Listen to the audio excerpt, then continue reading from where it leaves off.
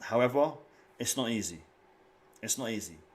I'm glad, I'm happy to see a lot of people's perceptions have changed to a more positive outlook based on what happened in the Cup yesterday.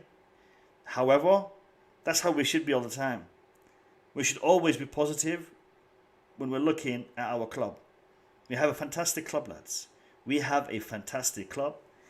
And, we just need to be positive more often. Sometimes it's hard to look at things in a positive light when there's so much negativity going around you. But let's try.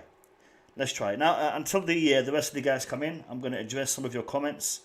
If you have any questions for me, today's the day.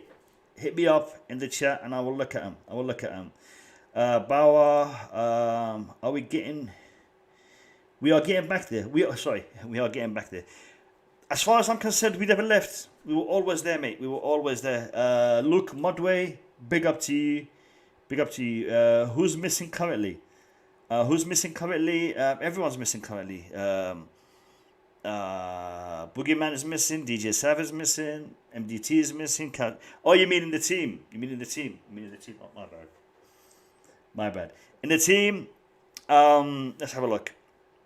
Kai Havertz is not here. Timo Werner is still absent. Loftus-Cheek is still missing. Who else? Ben Chilwell. I mean, it's really a mixture between positive tests and injuries.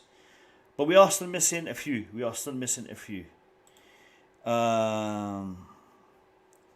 Yeah, it is a good boost. Definitely a good boost. I'm going to try to go through all the questions, all the comments. Zaidi Chelsea, big up to you, Zaidi. Good to see you back here.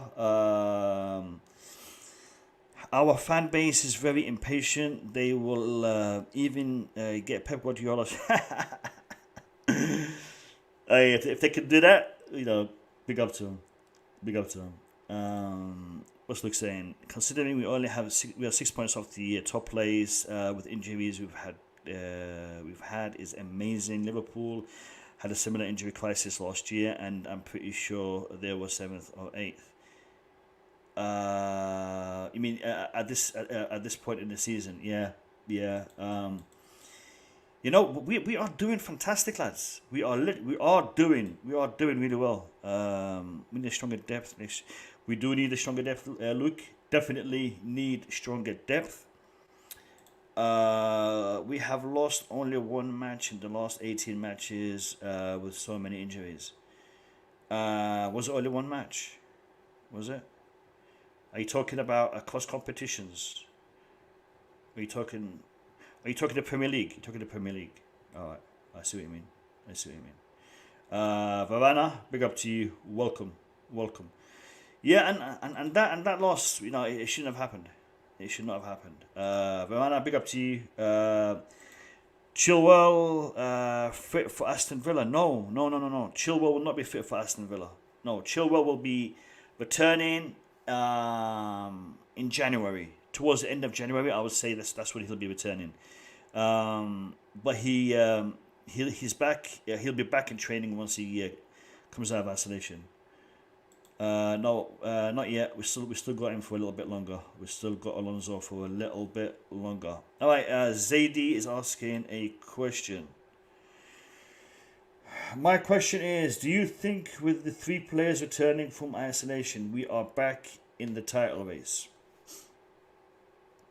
Zaidi, good question, mate. I personally don't think we ever left the title race. I think we've always been in the title race. 6 points off top, with so many fixtures still to come. We're halfway through the season, so I still believe we are in the title race, and I still believe we have a very good opportunity to continue challenging. I think where we are in the season right now, and definitely the fact that Lukaku is back, Hudson-Odoi is back, and Christensen is back, it's definitely going to strengthen our squad for the upcoming fixtures, especially the next 2.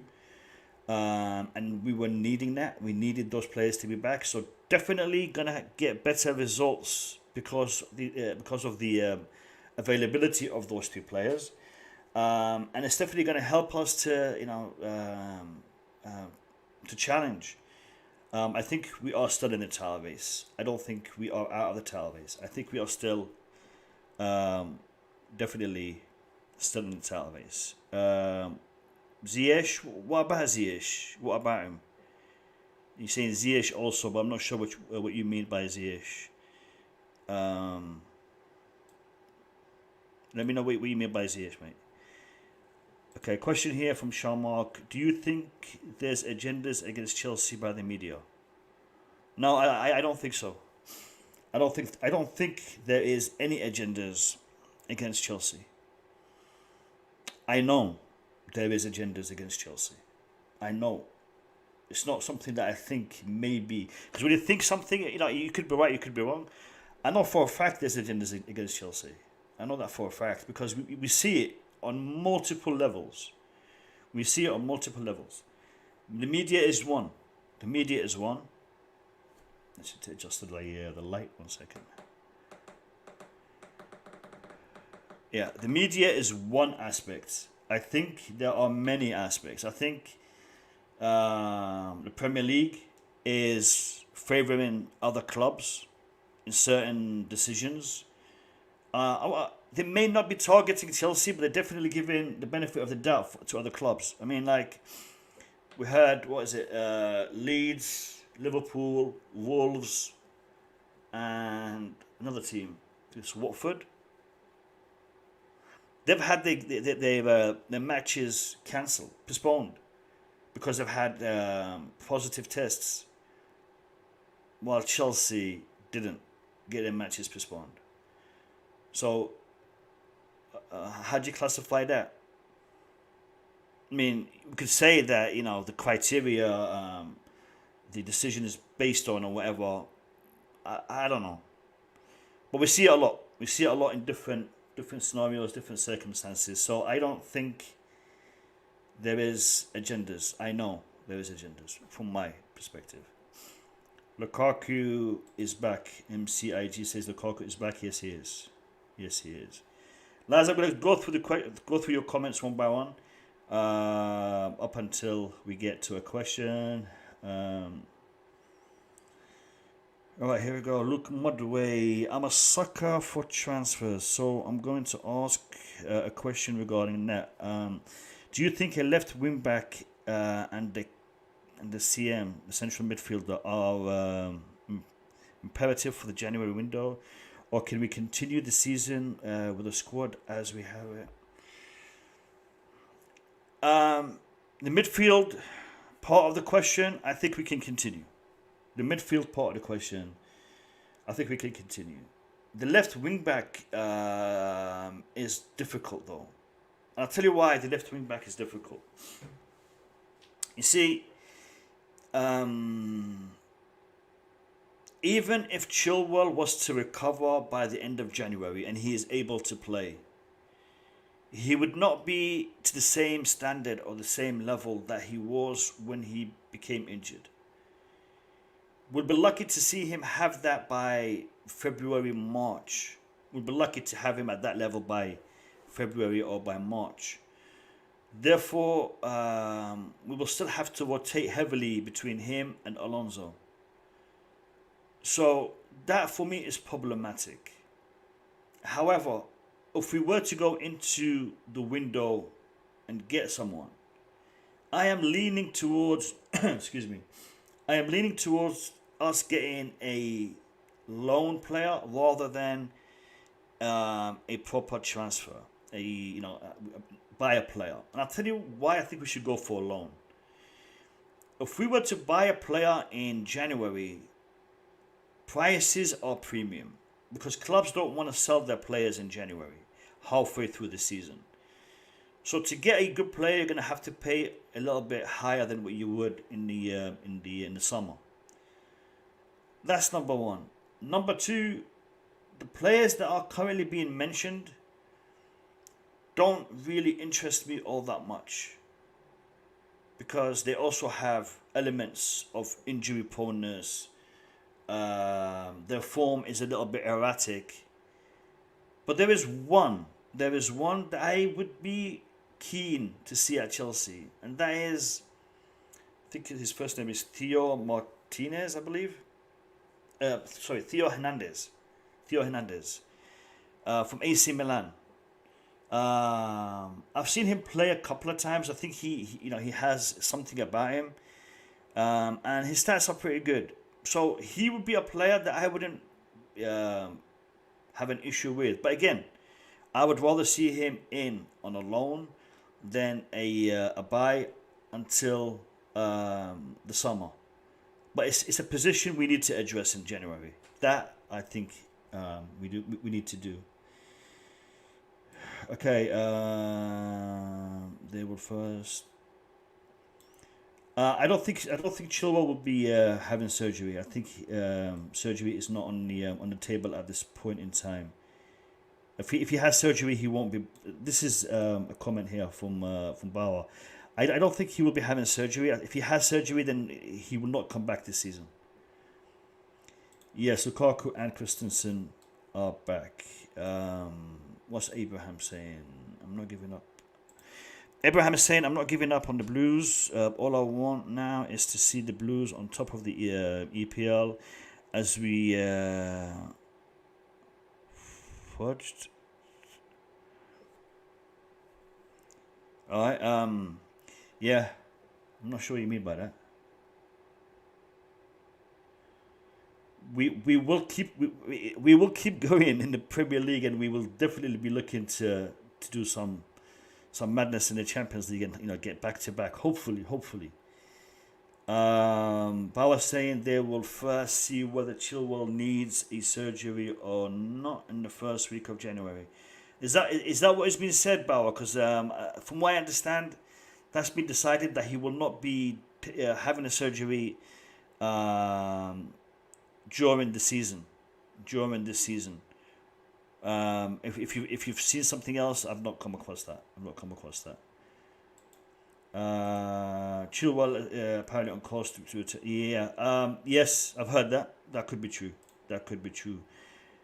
I meant Ziyech also is missing. Ziyech has got a knock. He's not injured. He's got a knock. I think he will make a return quite soonish. We'll see. Mohammed Dam, hello, welcome. Question from Mohammed Dam: is Kepa going to be a good replacement for Mendy during the AFCON? Is Kepa going to be a good replacement for Mendy? Yes, he will be. Kepa put in a good show against Brentford. We're in the semi-finals of the cup because of what Kepa did, especially in the first half. He kept us in the game, and Kepa has been playing well under Tuchel. Tuchel has spoken highly of him. And Kepa has impressed Tuchel in training. I think Tuchel knows how to get the best out of him. And hopefully, while Edouard Mendy is in the African Cup of Nations, Kepa will do a good job between the sticks for Chelsea. I think he will. I'm confident in the lad. I think Kepa under Tuchel is a lot better. It's a lot more confident. It's a lot more motivated Kepa than under Frank Lampard. Ziyech is not going to the AFCON, says Sharmark. Correct. You're absolutely right. He hasn't been selected in the squad. There's a problem between him and the Moroccan manager. And unfortunately for Ziyech, and in my opinion, unfortunately for Morocco, that hasn't been resolved. And Ziyech will not be going to the African Cup of Nations. I think Ziyech is a fantastic player, and he would definitely have added a lot to the Moroccan team. So I'm personally disappointed that he won't be there. For him, and for Morocco, I would have liked to see Morocco advance in the African Cup of Nations. I think Ziyech would definitely have bolstered their chances. We will buy a replacement for Alonso. So we will buy a replacement for Alonso. Okay, I see the question. I don't want to say a replacement for Alonso. I don't want to say it that way. I want to say I want to buy a player to challenge Ben Chilwell in his position. Because a replacement for Alonso sounds like I'm getting a player who's just a little bit better than Alonso. That's not my standard. That's not my level. I want to see us buy a player that can give Ben Chilwell a run for his money and challenge him for the left wing back position. Because if you have competition on the pitch, you will have a better team. So I don't want to see a replacement for Alonso. I don't want to see that. I want to see a backup or a person who can compete with Ben Chilwell. That's how I want to see it. Guys, keep the questions coming. Fantastic questions today. I'm loving this. Boogeyman, welcome to the stream. How are you, my brother? Hey, Mo, thanks for having me. Family time, family stress. So I know. It's Christmas, man. It's Christmas. Yeah, I forgot to say this, guys. It's the 23rd, so tomorrow is Christmas Eve. So we should be starting the streams by saying, Merry Christmas, Happy Holidays. Listen. Christmas is a holiday for pretty much everyone. It's not a religious holiday for everyone, but it's a holiday for everyone because it's towards the end of the year, and we're starting a fresh year on the 1st of January, and so everyone, I want to wish you a Merry Christmas if you celebrate Christmas. I want to wish you beautiful. Happy Holidays if you don't celebrate Christmas, and I just hope that this year is going to be concluded in a more pleasant way than it started, and hopefully 100%. we can have a beautiful year in 2022, much better than 2021. Yeah, so big up. Boogeyman, I'm literally going down the list and reading out all the comments and responding. So now that you're here, we will do the same. But I'm going to be a little bit more picky because I want to get through as many as possible. Oh, it's good. Okay, Luke Mudway is saying, yes, agreed. Theo Hernandez would be an amazing addition to the squad, even if we could get a loan to buy type deal. I spoke earlier in the stream, Boogeyman, I don't know if you were listening, about Theo Hernandez being a possible buy or loan player in January, and Luke Mudway thinks that could be a good way to go. What's your thinking about Theo Hernandez, Boogeyman? What's your thoughts on the player? Listen, I don't really know him that much. All I know is he's from French. He's a French background, and French. Yeah. he's French, right? And he played for AC Milan. I just, as a left back, at this point, I think as a left back, he will be a better option than Alonso.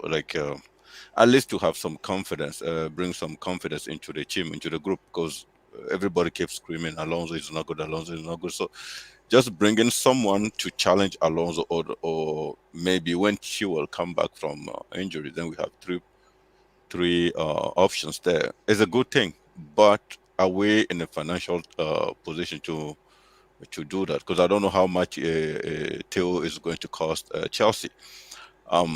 If you ask me, because of the fact that he doesn't have EPL experience, I will always think the Everton left back should be the best option at this point because he has the experience. And I don't like him. you I don't know like why. The Everton left back. Okay. Yeah, Lucas Digne. I think because we looked at him a couple of times over the past couple of seasons, and he doesn't. You see, he's not as good as Ben Chilwell, in my opinion, and No. he's not that much of an upgrade on Alonso. He's better than Alonso. I'm not saying he's not better, but he's not much of an upgrade on Alonso. He doesn't give me, like I said earlier, I want to see someone who will challenge Ben Chilwell for his position. Because if you have competition for the position, you're going to get better outcome or output from both players. And Digne, he will be a backup to Chilwell, and that would be it. He would be a replacement for Alonso. Digne would definitely be of that caliber. English, was it English? Ensign T2 Games is saying we definitely need a few signings in January. Can't go as we are having injuries. Proves why our depth is not good enough. Do you agree, Boogie?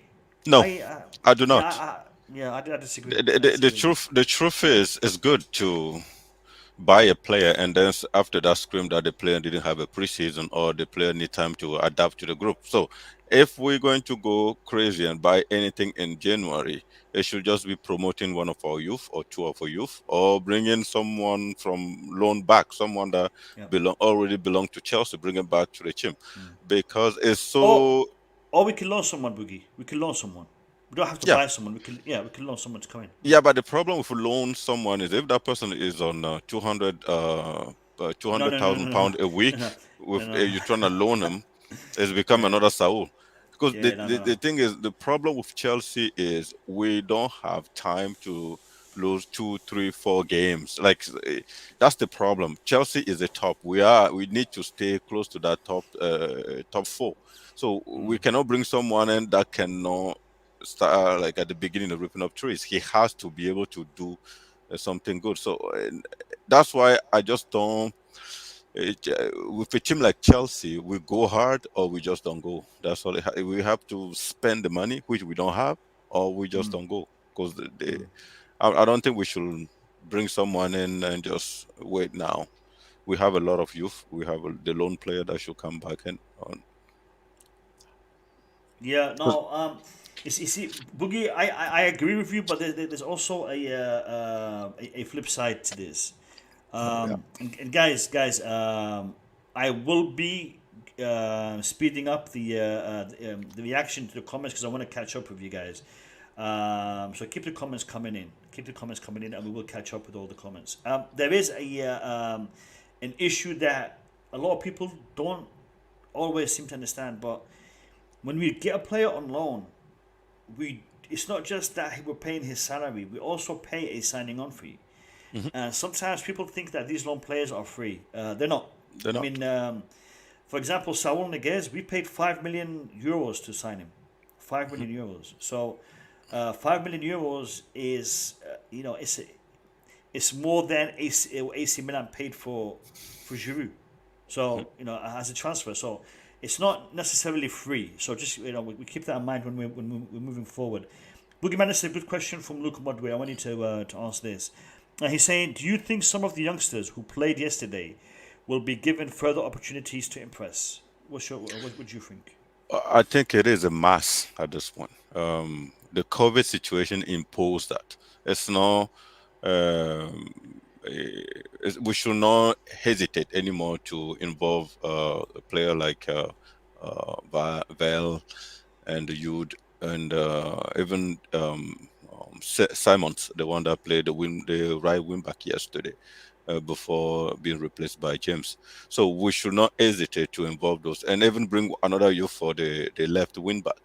And I wouldn't mind even if we inject Mbayamba, or I don't know why he wasn't part of the group, but it doesn't mean, I mean, at least once a week or they have to be involved with the training. And the other one, if Tuchel training schemes are based on only 22 or 23, and then, but I don't even think we have that number at this point with all those injuries and the COVID patients. So I just think at least once a week, Tuchel should take those youth in it and let them train with the the first team, just in case we have another outbreak of COVID through our team. Is really important. This is no if, it's a must. Those kids has to be part of the first team, at least train regularly with that team. I agree, and I think there are matches coming up where we can insert them. The Chesterfield match in the FA Cup, maybe in the semi-finals of this cup. Maybe we can have them as part of the sub bench for the Premiership. A couple of players, and maybe if we are able to insert them in games, why not? And I think we will see. We have been given opportunities to youngsters recently, so this trend will continue. I'm gonna bring in Alex. Alex, how are you, my man? How you doing? Good. How are you guys? Yeah, doing good. Good to see you. Good to see you. Are you ready for the Christmas gift? Are you get your gift wrapped up and everything yet? No, eh? Oh no, it's not about me. I got a feeling some of you men are gonna have family problems during Christmas, man. It's like this is not what I wanted. I told you I wanted to buy me this, but you bought me this, honey. That's why signals. I don't do everything. Shopping goes that way. I'm staying this way. I bought me a new pair of cleats, and she will wrap it, and I will be surprised when I open the ones that I want. You lucky. You're lucky. Mine want me to use my mind. I have to take the initiative, and I have to have all those crap. I hate it when they need to do that, because you can't win. You cannot win. Whatever you do, you're going to be wrong. You're going to be wrong for sure. In May, we'll be 20 years married. In May. Brilliant. That's fantastic. So 20 years you've been together? No, for married, 22. married. For 22. Son of a gun. 22 years together, 20 years married. Yeah. Fantastic. So well past that. Yeah. Oh, me since 2007. Then we've been dating each other, but listen, we never passed that step. Yeah. We've been married for 7, but listen, man, never. When you have the gifts, you have to come with your own mind, man. Yeah. I mean, it's all up to it, but I do something different during the year that it's unexpected. So I would rather, you know what I'm saying? I'd rather get something when you don't expect it than when you expect it. So, you know what I'm saying? It's more special that way. It's more special Yeah. So for me, it's a little bit this way. But I heard you guys talking about the youngsters and stuff. No, Alex. Today is Q&A, so we're gonna go through the comments and we're gonna give them quick fire answers. So it's gonna the topics we're gonna continuously change.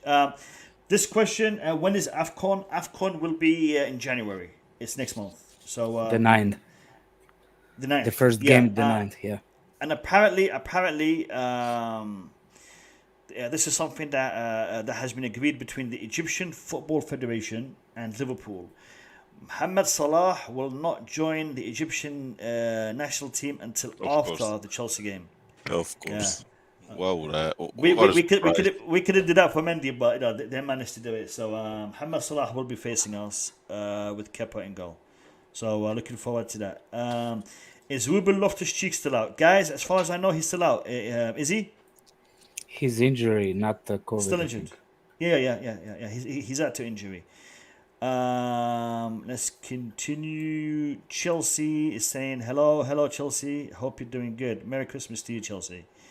Where is all the lads? I wish I knew. I messaged them all, and Boogie came on 15 minutes late.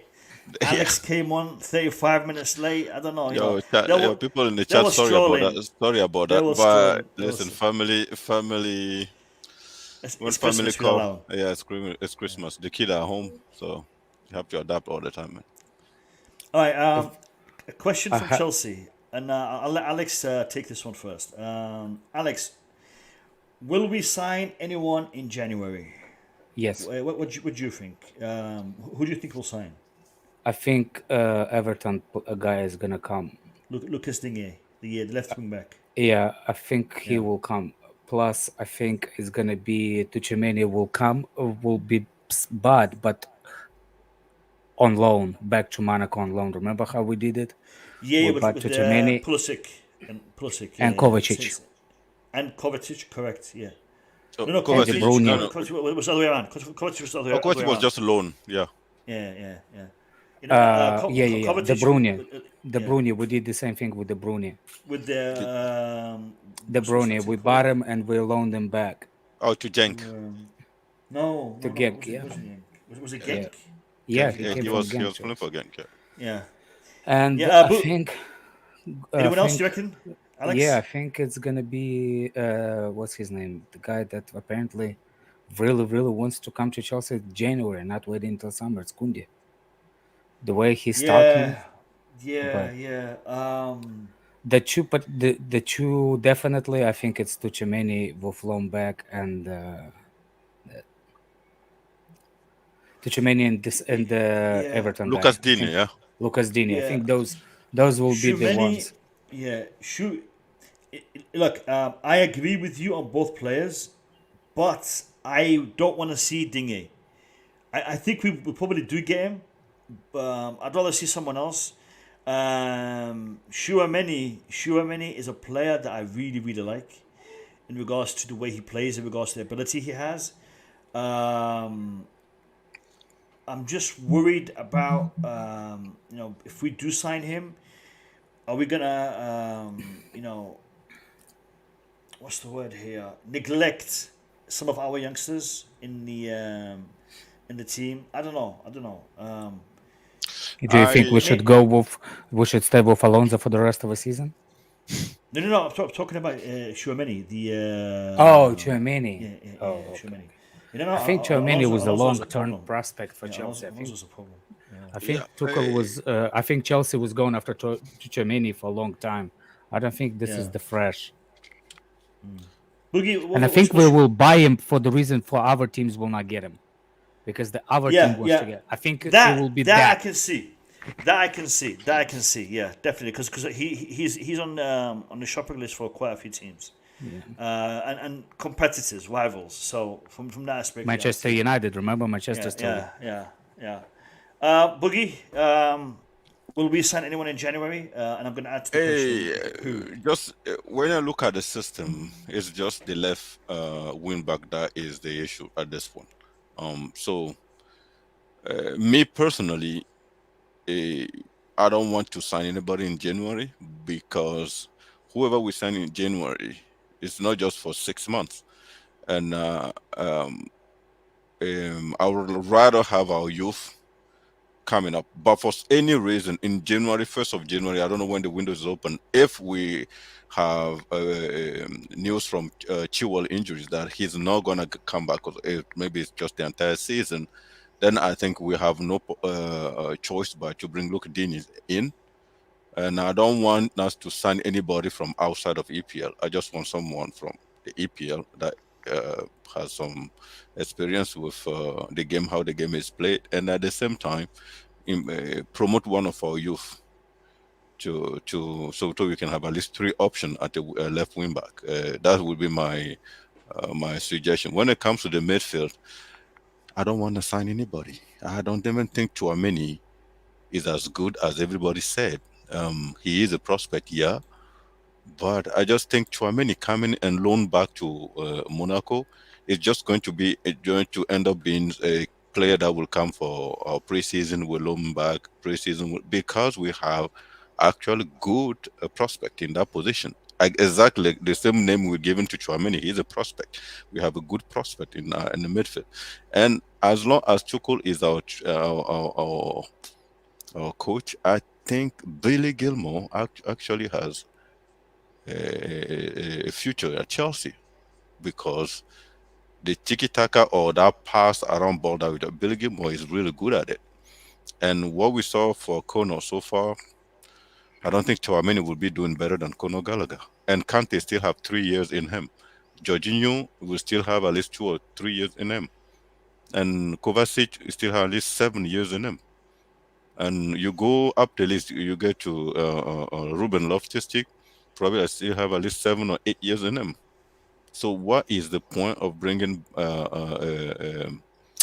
Tchouaméni in this team that he's not proven? I will understand Declan Rice not going to Manchester United. I don't even worry if Tchouaméni go to United. I understand if we're trying to prevent Declan Rice to go to United and come out there like with a good price because he's a Chelsea boy and all those crap, all the stuff. But Tchouaméni, listen, I love the kid, but I just don't rate him. That's my problem with Tchouaméni. So other than that, I don't think we should bring anybody. So only the what left. position does he play? What domain? Tchouaméni. He plays 6, right? Sometimes 8. I think with Fabregas, he was. Tchouaméni. What I like about him is he's a box to box. Tchouaméni is a box to box. He can do the holding role. He can do the advanced role. He's similar to Kante in that respect. He's similar. I'm going to compare. I can compare him to Kante because Kante is still playing. But in my opinion, he's similar to a Michael Essien style of football. Sign him up. Yeah, box to box. Yeah, no. I mean, his box. Like I said. I mean, I don't want to compare him to a legend. One of the legends of Chelsea. But he's similar in that role. He's similar in that role. So Gibbon. What was my Asian's nickname? Anybody remember? MDC. Do you know? MDC. Bison. Bison. Oh, yeah, the bison. Yeah, what does that mean? It's an animal. It's an animal. It's a wild animal. It's like a bull, isn't it? Yeah, between a bull and a reindeer. Between a bull and a reindeer, a bison. Yeah, but in Russia, you guys go is an animal that love the snow a lot. It doesn't. Bison. Oh, we don't have those. We don't have those. It's in North America. It's in North America now. Okay, we have those sometimes. Canada has it. Yeah, you're doing your ski and then you see it, you just wait. And then you ski opposite way because those you start going back. MDT, welcome to the stream. How are you? Sorry for being late, Mo. I sent you a message. I hope you guys are doing okay. Boogie, Alex, how are you guys doing?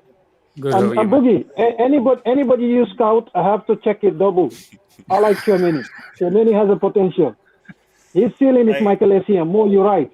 His ceiling, if he fulfills his potential, is Michael Essien. All right, but listen, we don't know whether he will. Before we continue, we're doing Q&A, right? So I have a question for the people in the chat. All right. Before the stream kicked off, one of my panelists did a stream on their channel. All right. Now that person is currently waiting to jump onto this panel. All right. Should I let him in? So in the chat, tell me, should I let Couch Critic on the stream or not? In the chat, let me know because he's gone. He left. Couch Critic left. He heard me. All right, Couch, come back. I was already playing, man. Okay, let's go. All right, listen, I've got a question here. Abdul is saying no. Continue, guys, continue. Should I let him on? I'll let him on. Couch, welcome to the stream. How are you? Wow, man, I'm feeling unwanted all of a sudden, man. What's going on here, man?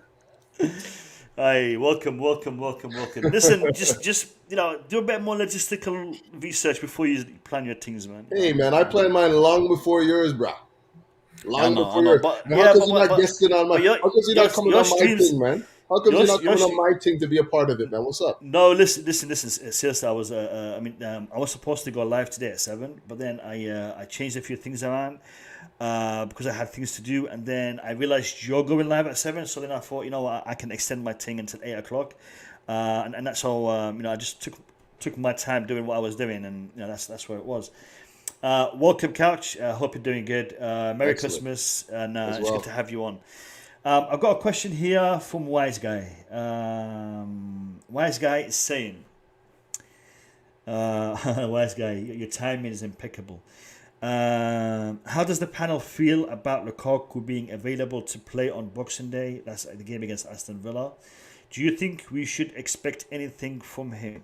I'm guessing you're referring to the fact that he was out with the virus, and he was not fully fit when he did come back. Lads, that's the question. Who wants to jump in first? I'll go first. Go on. To be honest with you, Mo, I expect him to play well. Yeah. Because I see the ankle. Sorry, is it the ankle? Whatever he had, he look okay. Yeah. He's working okay ankle. now. It was ankle, correct? Yes. Yes, he look okay. Reece James is the one that look uncomfortable still. But this COVID thing, I think, has been a blessing for him. So I expect him to play well. All right. Yeah, I agree. Sweet. I think he's got to play well. Like it's now is the time now, right? Like we can't be waiting, months for him to start finding form and start like clicking with the club. Like this is the time right now. Like we're 6 points away from Man City. We got some big games coming up in the new year. He's got to start finding his form now. Like there's no leeway for me anymore, at least. I've kind of been very, apologetic in a lot of ways in my opinions of him, is because I feel like it's very hard to acclimatize yourself with a new squad, not a new league, but definitely a new club and a new way of playing football. So I've been very, very, very accommodating, I think, as a Chelsea supporter. I've given him time. It's now time to deliver, though. We need goals. We need opportunities, all of that stuff. And he's got to be the guy now. Just no questions asked. Yep. Yes, Totally I found agree. myself agreeing with Couch. Whatever he's spot on. Yeah, whatever chance he got tomorrow, or is it a game tomorrow? I'm not even sure. No, it's Sunday. Okay, Sunday. Whatever chance he got on Sunday, he need to take it seriously and just make that shot or make that position his. As simple as that. And there should not be excuses, because he was pretty much on the break. Whatever injury he had at least, I think, 2 weeks to nurse the problem. And I don't know the status of it, but again, if Tuchel give him a chance tomorrow on Sunday to start, hopefully it is because he's fit to do it, and I would like to see Inter Milan Lukaku. That's for sure. Yep.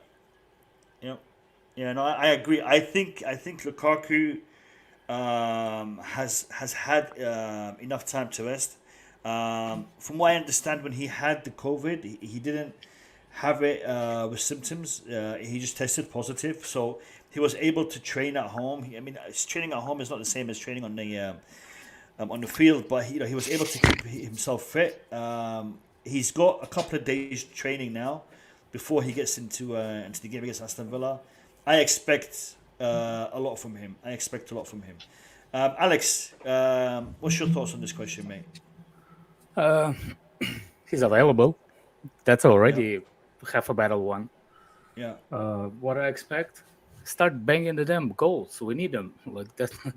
Come on. Nothing past, present, whatever. We need to goal scorer. We need somebody to lead up front, so we can get a 3 points. That's all that cares. That's all that matters. Lukaku just needs to be there.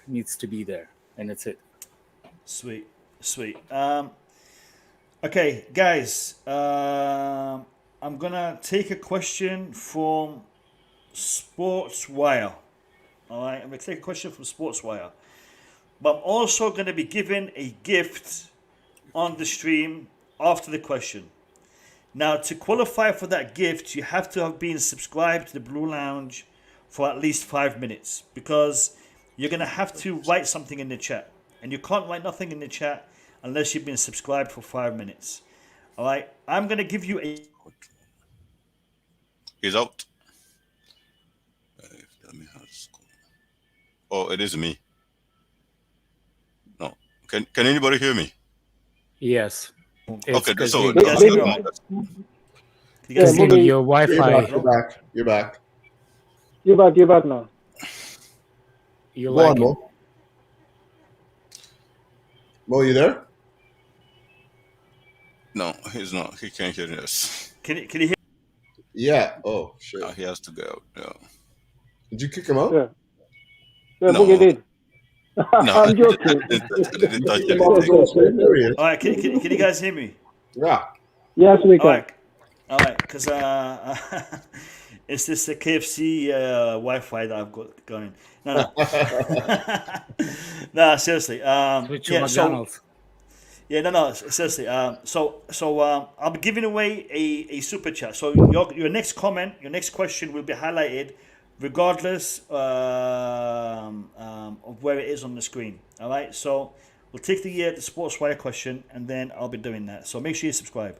Sportswire is asking question for the panel: if Tammy has scored 12 goals already in Serie A, did we kind of expect it? Did we kind of expect a lot from Lukaku from his 30 goal spree in Milan? Seems the quality itself in Serie A has gone low. Levels. So he's saying that Serie A is not at the same level as the Premier League. Therefore, we can expect, or we should expect less from Lukaku. I guess that's what he's saying. Sportswire, thank you for the question, mate. It's good to have you in the chat. Guys, take it away. I think what he's trying to say is if Lukaku scored 30, listen, if what I say is not what you, the sport why just comment say no, it's not what my understanding was wrong. Anyways, what I think he's trying to say is Lukaku scored 30 goals in Serie A, and based on that, Chelsea signed him, right?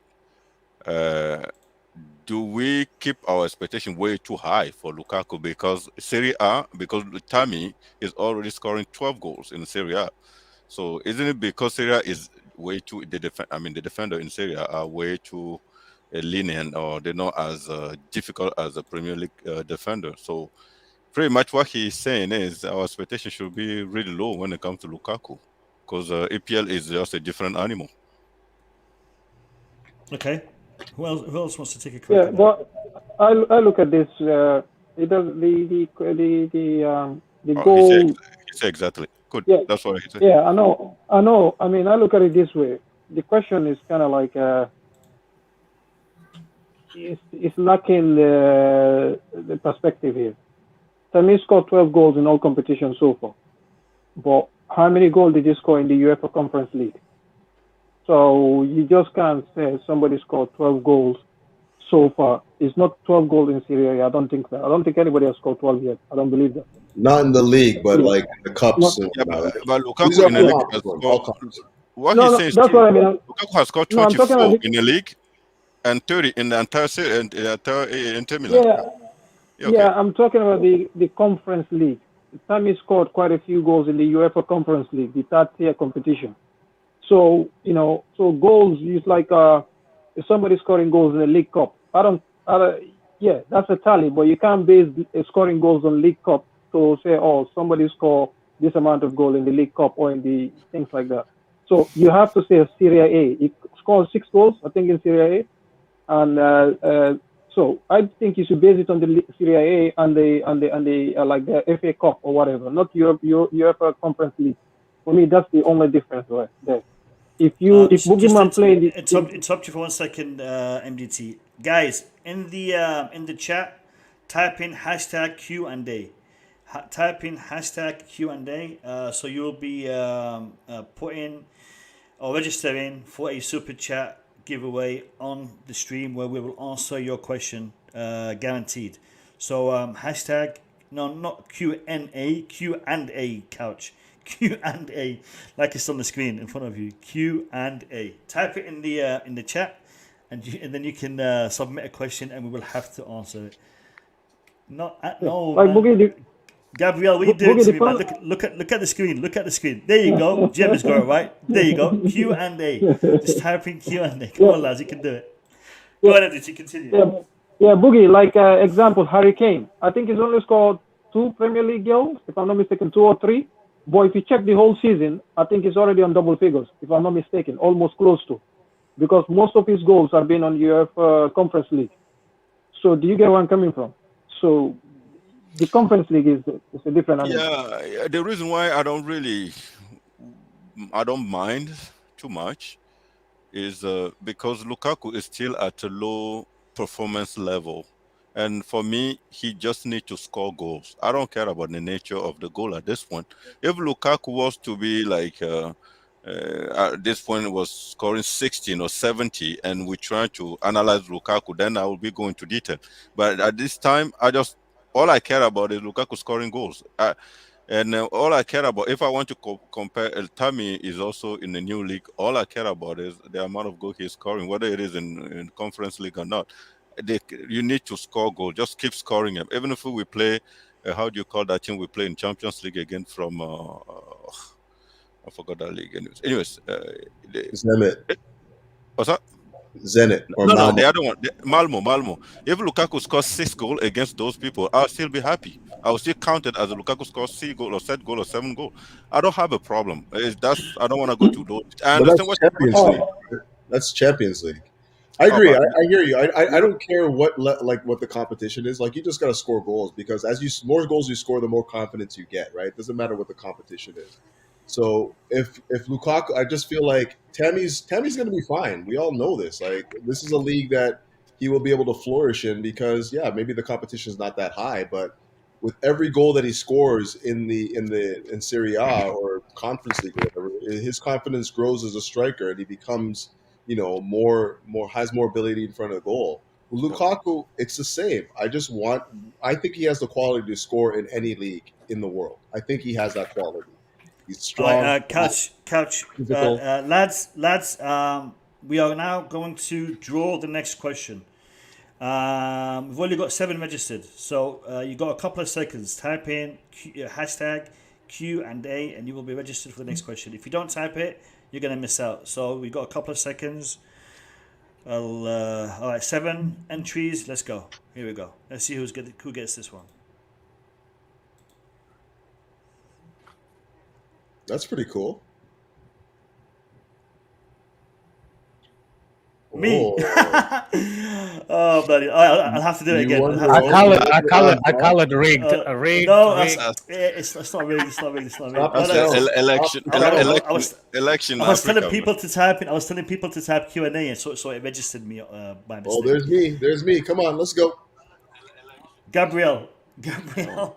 All right, Gabriel. Type in your question, and we will answer it. Type in your question in the chat. You have a free super chat, so type in your question in the chat, and we will answer it. All right. I like this little wrinkle here, man. That's pretty cool. I think it was Couch Kitchix that is talking about Lukaku. Yes. Sorry, Couch. Continue. We'll keep on the same question until we get Until the Gabriel's next one comes question. in? Yeah. Okay. Until Gabriel. Yeah. Go on. Yeah, no, I'm finding myself agreeing with Boogie too much today, man. This is weird. Yeah, I just think that he's just got to score goals. Like, regardless of what competition you're in, you have to have goals from your striker. He's playing. Yeah. He's got to score for us. We didn't spend 97 million for him to just score, 11 choice goals. He's just got to keep scoring, And I think he has the ability to score in any league in the world. To be honest with you, I think that he has that quality about him. He's just got to do it now. It's just that simple. And to add something to the fact that he has to score goal in his Chelsea, we are in all those competitions to win them.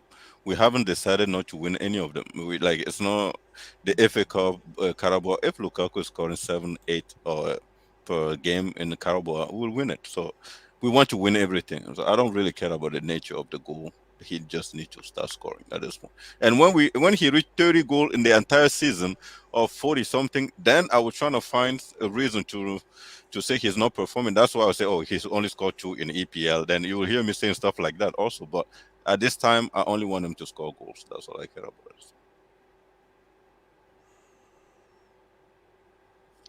Yeah, the nitpicking comes after, right? Yeah.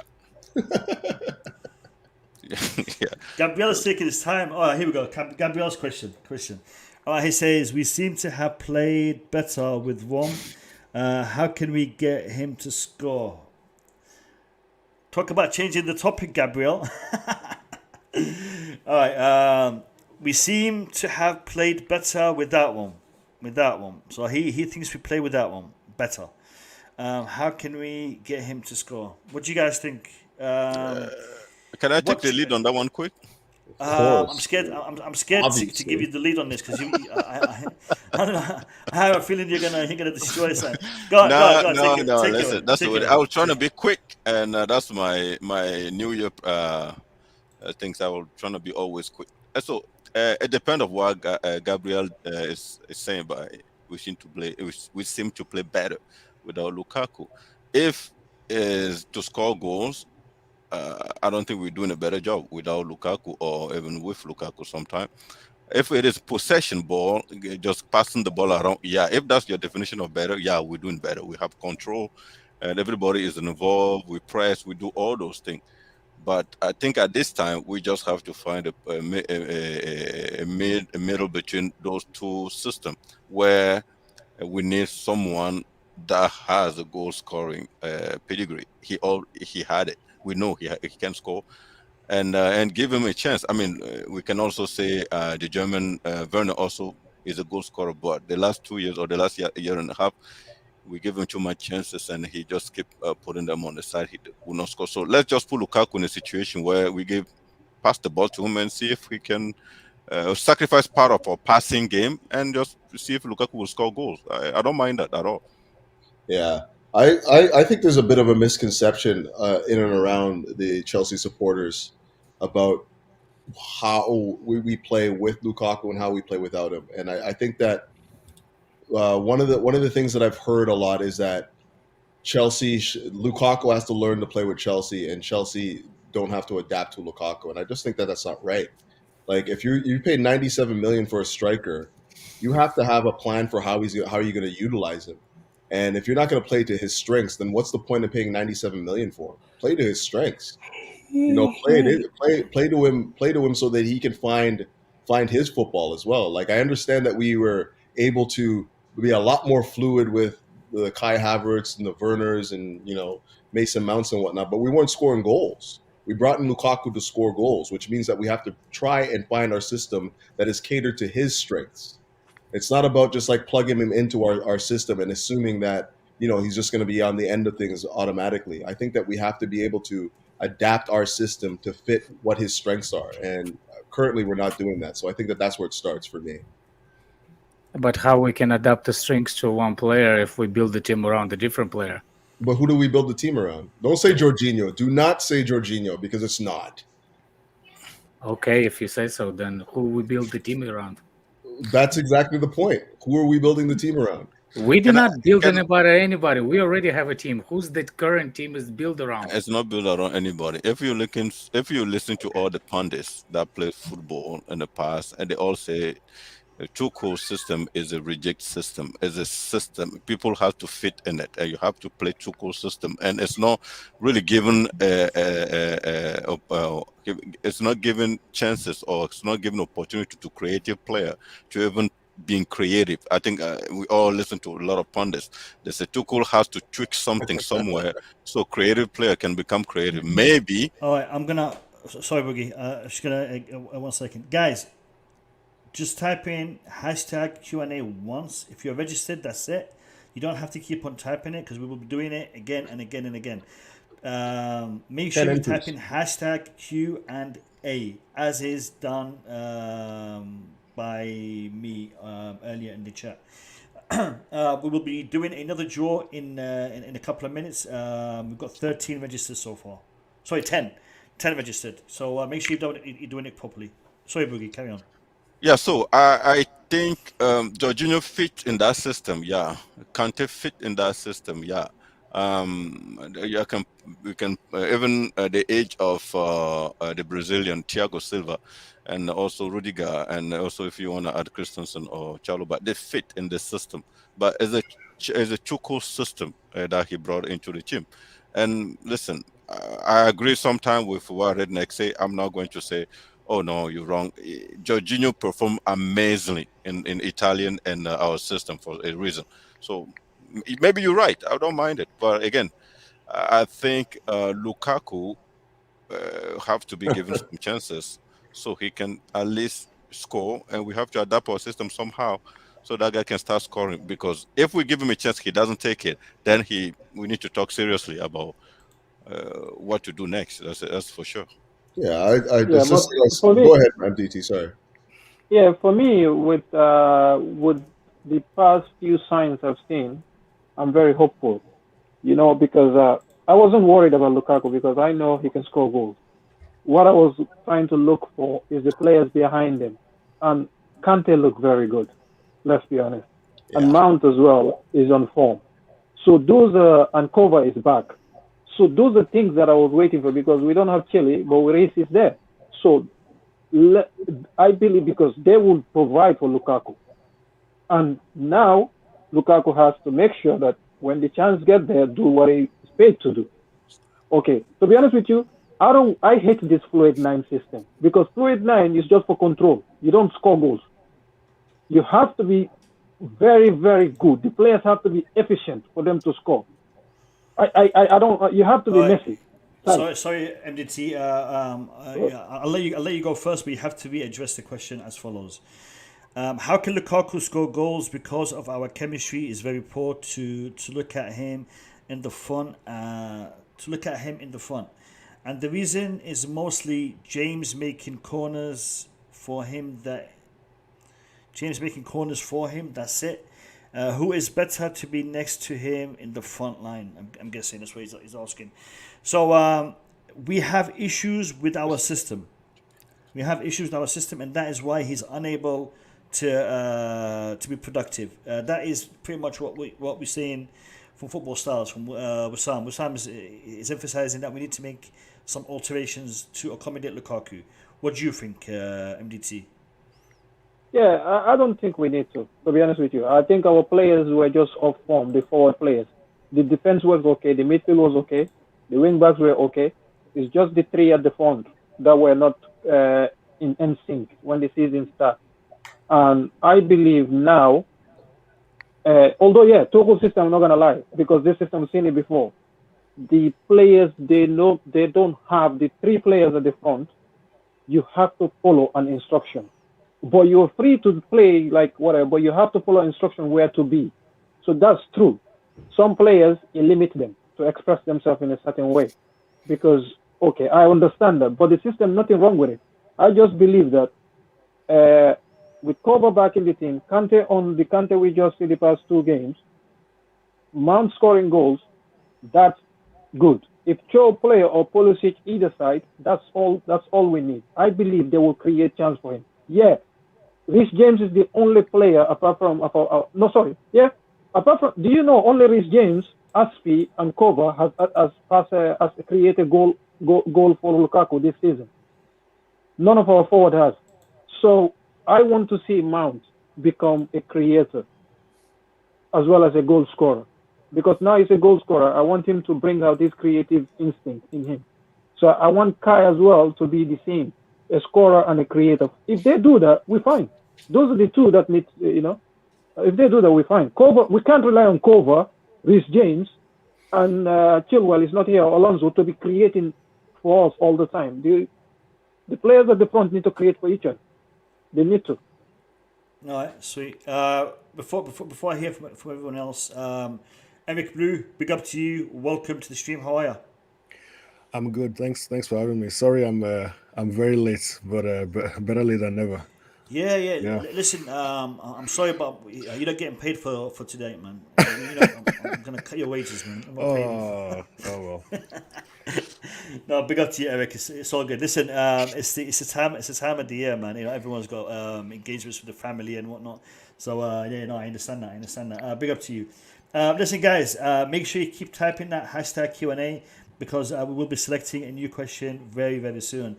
Does anybody else want to comment on Musam's question from my panel? Anybody want to add something?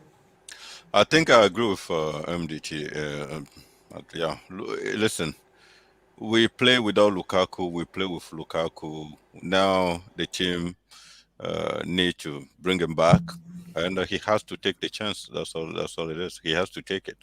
And it's something I don't like really disgusting is so when people say, okay, only Reece James create chance for Lukaku or only this guy create chance for Lukaku. I don't really like that. I just want Lukaku to make himself available. Whoever is around, Lukaku has to find a free space, take the ball and score. I don't think it has something to do with Kai Havertz not giving the ball to Lukaku or Mason Mount not giving the ball to Lukaku.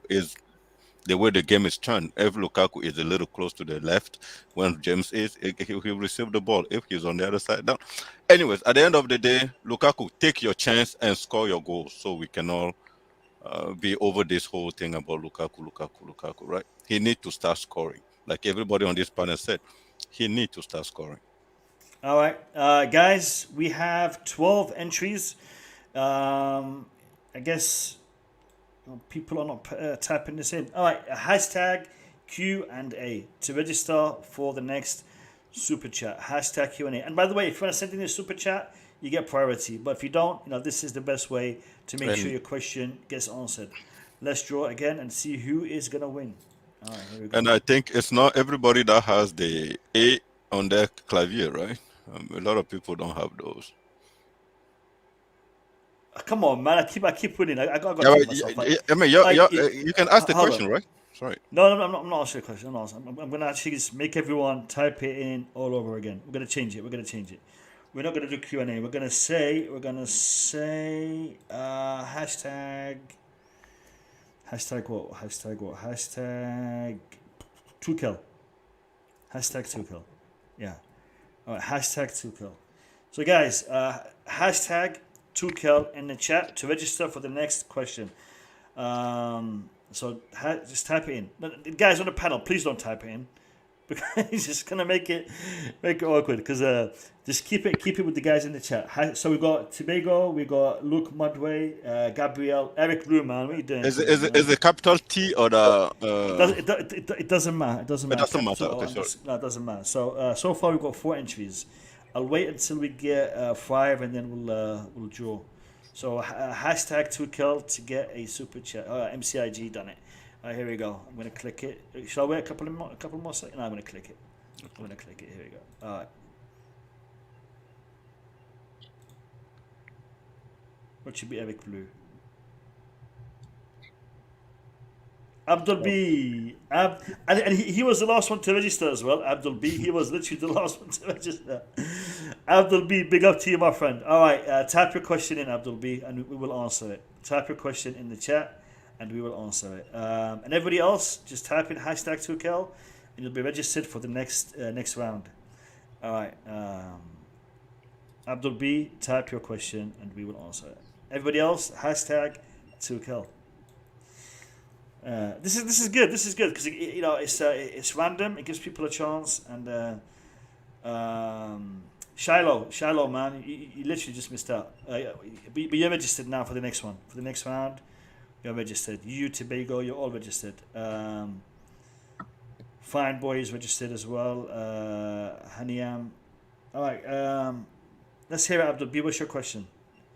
Abdul B? Like Kawasi, man, you gotta register. Yeah, but when you're waiting for Abdul B, can you get someone else's question in? Because shall we? Oh yeah, I think that's the best thing at this point. But I can ask a question. Can I ask a question? You want to ask a question? Yeah, go on. You ask a question. You're not allowed to answer your own question, man. No, I won't answer. He can ask it. What do you guys think? We will ever move out of Stamford Bridge with the current situation? Yes. Will ever move or increase it? Yes. I don't think so. No, we will. I don't think we will move. I think we will increase it. Yeah. I think we will increase it. And I'll tell you why. Because we already done that. We've already applied for that in the past. We got it authorized, but we didn't go through with it because of political reasons. I think it was political reasons. I don't think we'll have a problem in doing that again. And by the way, there's a development. Right now, Roman Abramovic has a European passport because he is now a Portuguese citizen. So things. When you're rich, you're rich, man. That's crazy. When you got the money, you got the money. You know what I mean? So, what? I saw the reports a few days ago. Yeah, it's true. So is Monaco in the European Union? Is Monaco European Union? Monaco, European Union. Monaco is I think so. Yeah. Because of Sharif, why he didn't just buy it? Well, yeah. Because Monaco All right. sells Why the Monaco? citizenship. All right, here we go, guys. Back on track. Abdul B. I have studying Kai and Haaland. Kai and Haaland with my TV on mute, and I have started to believe that Kai at the moment is 80% of Haaland. Oh. What? Listen, I love crazy stuff, man. And I'm going to start by saying, Abdul B, I agree with you, man. Wait, Abdul B. I'm not surprised. Boogie agrees. I think your TV is not only on mute, but you might actually have it unplugged. He has a continuation. He posted another question. Yeah, I think he messed up okay, at the end. Okay. Yeah. All right, let's look at it. Okay, I have started studying Kai and Haaland with my TV on mute, and I have started to believe that Kai at the moment is 80% of Haaland as a striker. Do you guys agree or disagree? Let's go around the board. We'll start with Eric. No, no, absolutely not. Couch. Definitely not. Mo. Absolutely not. They Okay. different. Alex. Boogie. A big yes, man. Yes. Of course, Boogie say yes. Of course, Abdul B, you found your mic. I'm telling you, Boogie and Abdul B, they're on group chat with blue eyes. He didn't. No. Listen, he didn't say 100%. He said 80%. Okay, so That's a lot. 100% of Hollander's goals. Where are the goals? exactly. Where are the goals? Where are the goals? Where are those goals? The goal are the Haaland 20%. goals, he should have 16.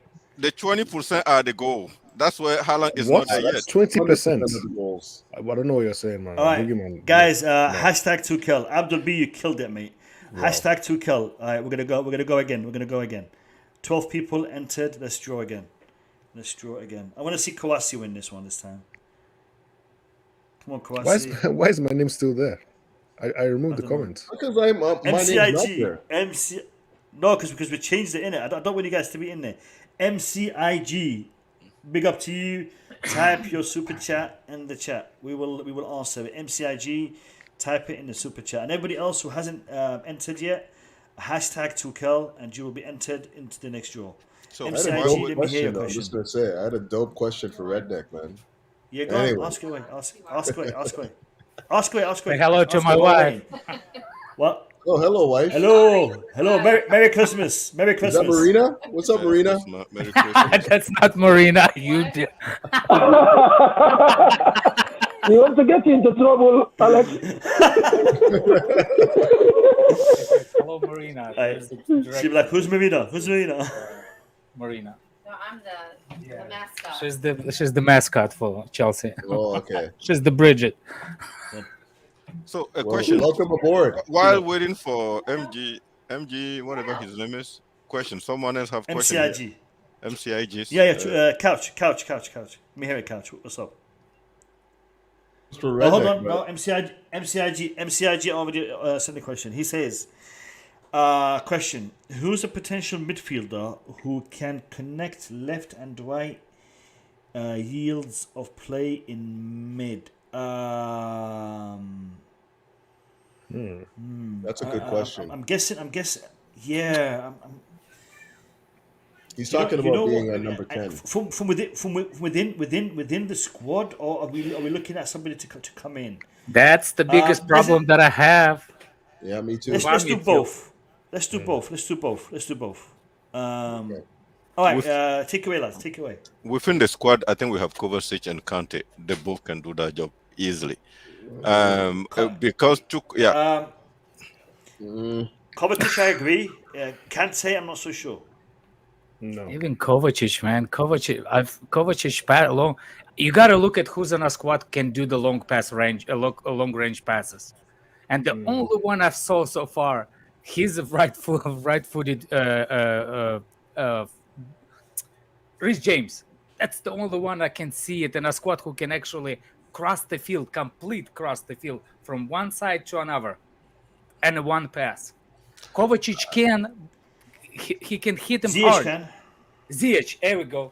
That's definitely. Ziyech can. It's more advanced. It's more advanced. Kovačić That can do pass it, for but I Mason don't Mount. think he's accurate. That pass for Mason Mount was special. Kovačić can do it, but not accurate. Yeah, but Mount can also do. Mount did it with Cho. I think it was the I Champions agree. League Mount goal. plays forward. He's And not the a other thing midfielder. is that what you just said, it's not that complicated. If you play football, you know you can cross the field from It's the vision, though. It's not about just doing the pass. The vision, No. you see It's it. even passing, man. It's not as hard. The long range pass.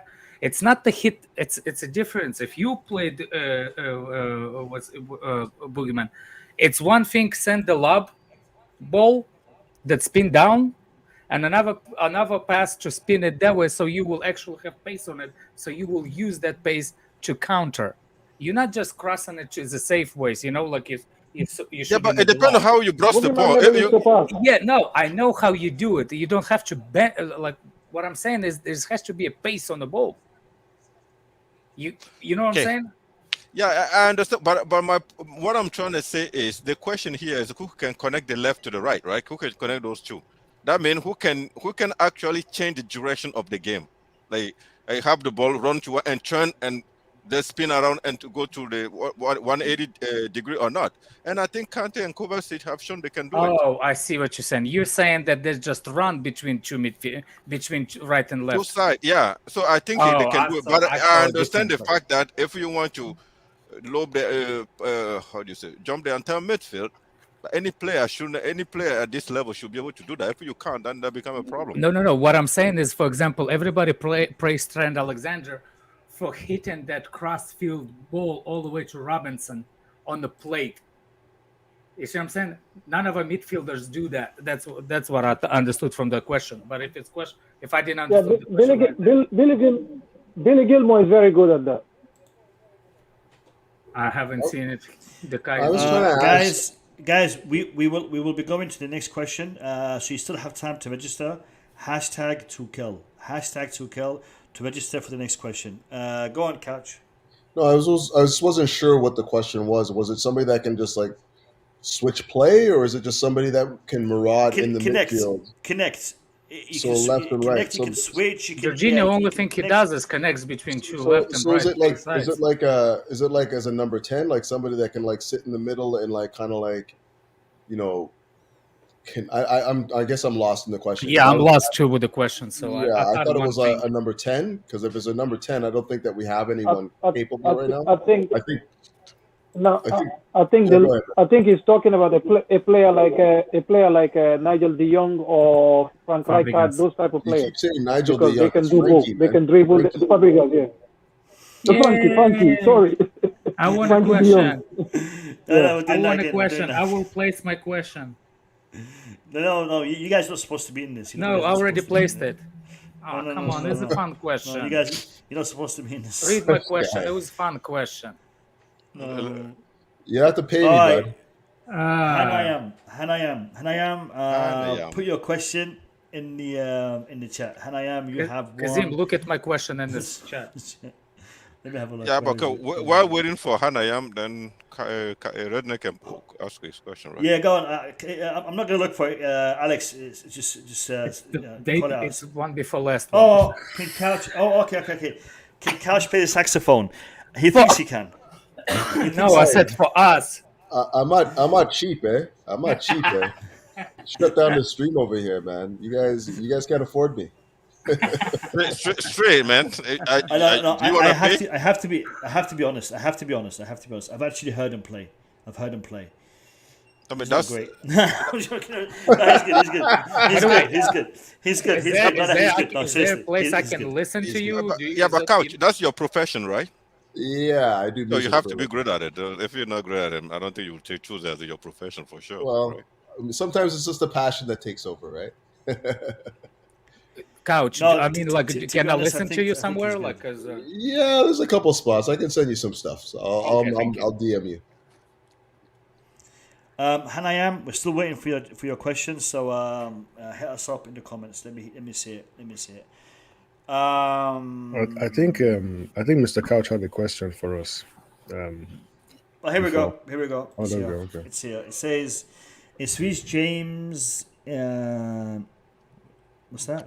Attack. Incline. Incline. Making Incline opposition in attack, making to opposition attack aware. us. Oh, the fact that Reece James play advance as an option for No. our opposition to attack us behind. I don't think so. I don't think so either, actually. And when you say incline, does that mean him coming inside? I think So it- No. That means Tendency, because I think it's very instinct. instincts, the tendency. Yeah. Oh, He is inclined to attack more than defend. I guess. Yeah. That's Gets caught out of possession. Yeah. Yeah, but you see, that's the thing. Reece James. Sorry, just 1 second. Reece James does incline to attack quite regularly. However, he's also able to cover and he's also able to track back better than others. Therefore, he is good in both. I don't really think he leaves gaps, especially with the system we're playing. Because right now he's more of a right mid than a right back in the system we're playing. I mean, look at Rudiger, look at Thiago Silva, look at Christensen, and how far up the pitch they are. Exactly. Reece James, I'm not concerned about that. What do you guys think? I mean, what do you guys think? I think in the I Wolves game, he was cut out of possession multiple times. Yeah, but Alex, if you look, whenever that happened, it's because of the guy behind him is slow. When Chilwell was behind him, that don't happen. When the guy behind you hesitates, you will always be caught out of position. And that's the thing, because the inside, the left and right defender, their job is to engage. Don't let the team break on us. That's your job. But when Aspi play, because of he doesn't have the leg, he keep backing off. That gave the attacking player more space. It wasn't one as well. It's not fast. So, but when Chilwell, I'm just saying, when Chilwell play, Reece doesn't get caught. Sorry. He's also added. He says Everton and Wolves games. Both teams kept attacking us from that side and ignored the left hand side. So he's saying that the opposition are actually targeting the area of the pitch. Can I say something? We already know that Alonso does not take too much risk. He always stay there. But even that, he's not as good, right? So, but Reece, we expect goal from Reece since Chilwell and Reece start doing crazy stuff, scoring crazy goals, all those things. So Reece had that tendency to take the opportunity to go a little forward. And exactly the reason why I like this guy Hanyam is he gave example. And I remember that especially that game against Everton, I was so frustrated. I was just like, listen, we don't have Chilwell on the other side. Because if you remember with Chilwell, every time we lose the ball in the opposition box, Chilwell is running in the middle of our field, trying to cover for whatever the ball is before even going to his position. Yeah, it's counter press. Exactly. So Alonso does not do that.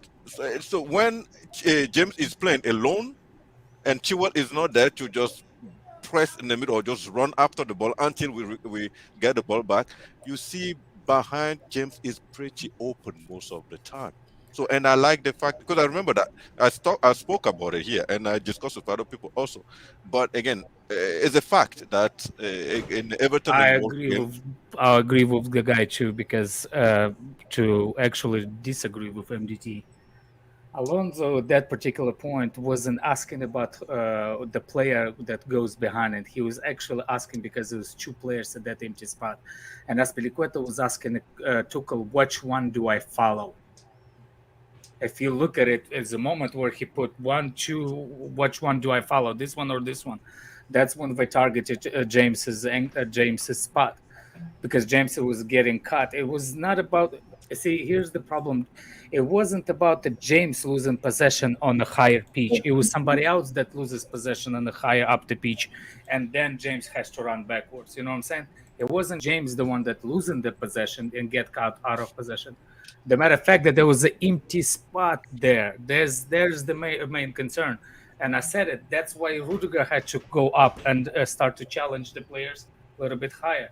It's a system thing, so you have to adjust it, but I don't see the problems because we have usual starters are fast defenders. Yeah, and like on top of that, like we have 3 central defenders that usually stay home, right? So if you can't snuff out a counterattack with 3 defenders, you're in problem. You're in trouble anyways, man. Let's be honest. I don't think it's that much of an issue. Yes, there are going to be 1 and 2 opportunities where they might get out, but we don't create it. We don't really surrender that many. Usually, Jorginho attacks back in that spot to block it, to counterattacks and stuff. Exactly.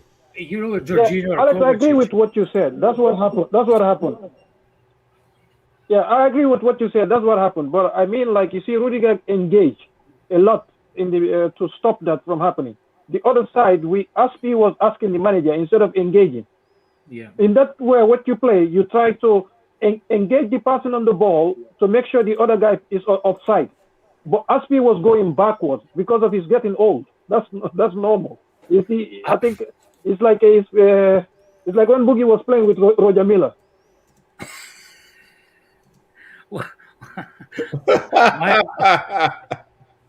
I actually think I think Azpilicueta did the right thing by actually attacking back in those situations. I agree. Actually, because he cut the angle. He likes to get touched tight all the time, right? Like, yeah, you need to cut the angle in those situations. Yeah, you need to attack back and cut the angle and wait for the help. Yeah, I agree with that. Guys, I'm gonna draw it again. I think Abdul B might not be in the chat. I haven't seen him comment for a little bit, so I'm gonna draw it again.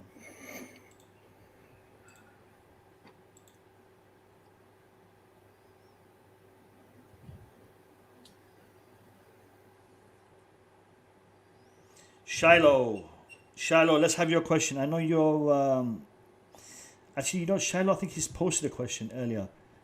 Shiloh, you can either put in a new question or I can look for your old one. So if I find your old one, I'm going to try to answer it. If not, let's see. Where is Shiloh? I can't see your old question. Yeah, I've got a question actually. Yeah, let's hear it. Yeah, so how many points do you think we will get this season? Ooh, tough one. 86. What are we on now? 38, I think. I was gonna say 75, around 75. But... Is that gonna be enough to win it? No. 86 is. It's a different question though. Yeah. I think Mo will have 89. Wow. Damn. That's a lot. That's a lot of points. Do you know why I said 86? I guess we go on 20-game unbeaten streak. MGT 86 is what Manchester City had last season. Last season. So if we can match that, I'll be content. And I think we might be able to win it with that. Yeah, I think it's possible. No, because I'm basing it on without the injury, we would have had minimum minimum without the injury, we would have had minimum extra 6 to 7 points. I believe that the injury stopped us. Yeah, I think we will get at least 80 points because that's what we're on track to do. And I'm expecting the second half of the season to be better than the first. We had a lot of times we dropped points in the first half. So if we have a better time in the second half of the season, we should get at least 80. 85 to maybe 87. Yeah. It's a good point, but there's times where we're really fortunate to get points too, right? So yeah, that's true. It kind of like balances us out sometimes. Yeah. I kind of like the number 86. I think that is a number that kind of defines you as being in and amongst the title race, but not necessarily winning it. Because we've seen those teams get 90 points easy, right? Both those teams, they've cleared 90, sometimes even 100, if I'm not mistaken, in the case of Man City, right? So we'll see. I'm still thinking that we are in the title race, if that's kind of like the sidebar question, and we just gotta find some form real soon now. That's it. Yeah, we're definitely still in this one. I agree with that. All right, it seems like a lot of the people who are registered for this draw are not currently here, so I'm gonna make a new one. So just bear with us for a second, people. while I make a new draw. Give me a word. What word shall we go with? Give me a word. Hashtag CFC. Yeah. Sure. Hashtag CFC. All right, guys. Do us a favor and hashtag CFC. Okay, Luke has asked this question. We'll answer Luke's question, but in the meantime, hashtag CFC. Hashtag CFC. Luke is asking, who of the current army would have made the most impact this year? And following on from that, who will return next year? Oh, who from the loan army? Sorry, who from the loan army would have had? That is a good question. That is a good question. Couch, why are you putting CFC in the chat, man? Come on, Couch. What? Was that me? Sorry, man. My bad. Guys, great question. I'll read it out again. Who from the current loan army would have made the most impact this year? And following on that, for who will return next year? So, great question. Take it away, lads. Take it away. Can I jump in quick? Yeah, you can. Go ahead. Yeah, I'm gonna say, in hindsight, I think Dujon Sterling wouldn't have been able to help us a lot. Just because the play in the wing backs is so important to how we play right now, and I think that he actually had a decent preseason as well, if I'm not mistaken. Like he played the right-sided center back for a couple games, and also played wing back. And I think him going forward, he could have added at least given us cover at right wing back, right center back, and then potentially left wing back as well. It's a shame that he had to go on loan, but I think that he could have given us something. That's stole my thunder. Oh, did I take that? Did I take that from you? That's what I do, son. I have a different opinion, actually. Go I on. think the areas where we struggle. I'll take Broja. Ooh, I think good shout. Broja would have done miracles with that team. Good shout. Those all the chances that we had, Broja will kill them. I like the kid I never watched him before the preseason this year, and I did not want him to go on loan because I knew we signed in Lukaku. As much as I'm as much as I want to defend Lukaku now because he's a forward, before that I didn't want Lukaku. But when I found out that we want Lukaku, I wanted to have a different striker, different ability striker.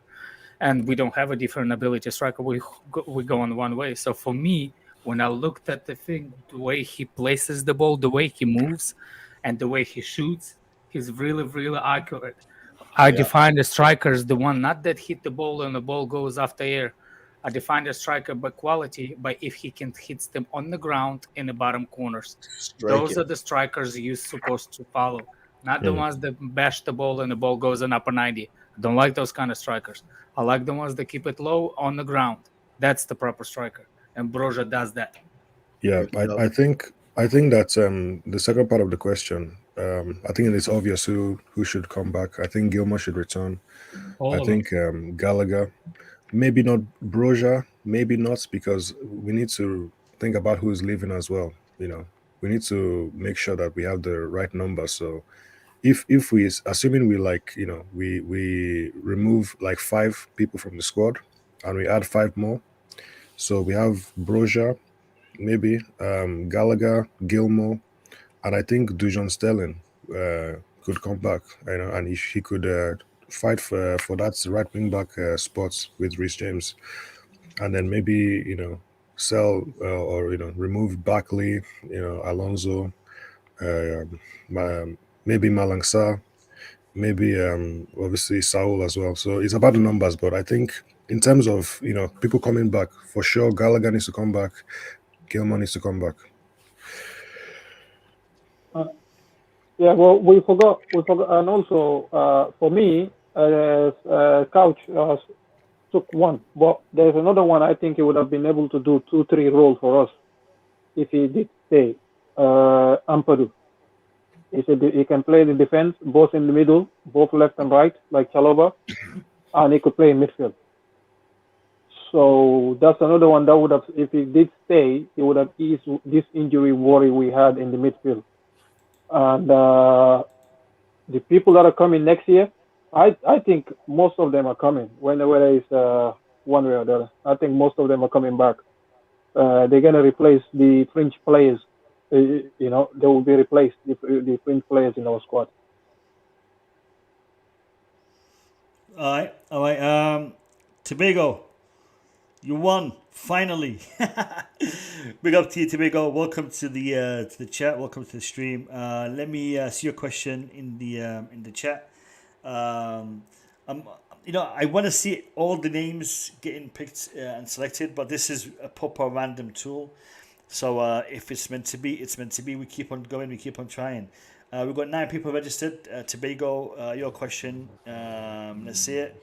Kawasi, we're still waiting for Kawasi to win. We're still waiting for who? VDJ.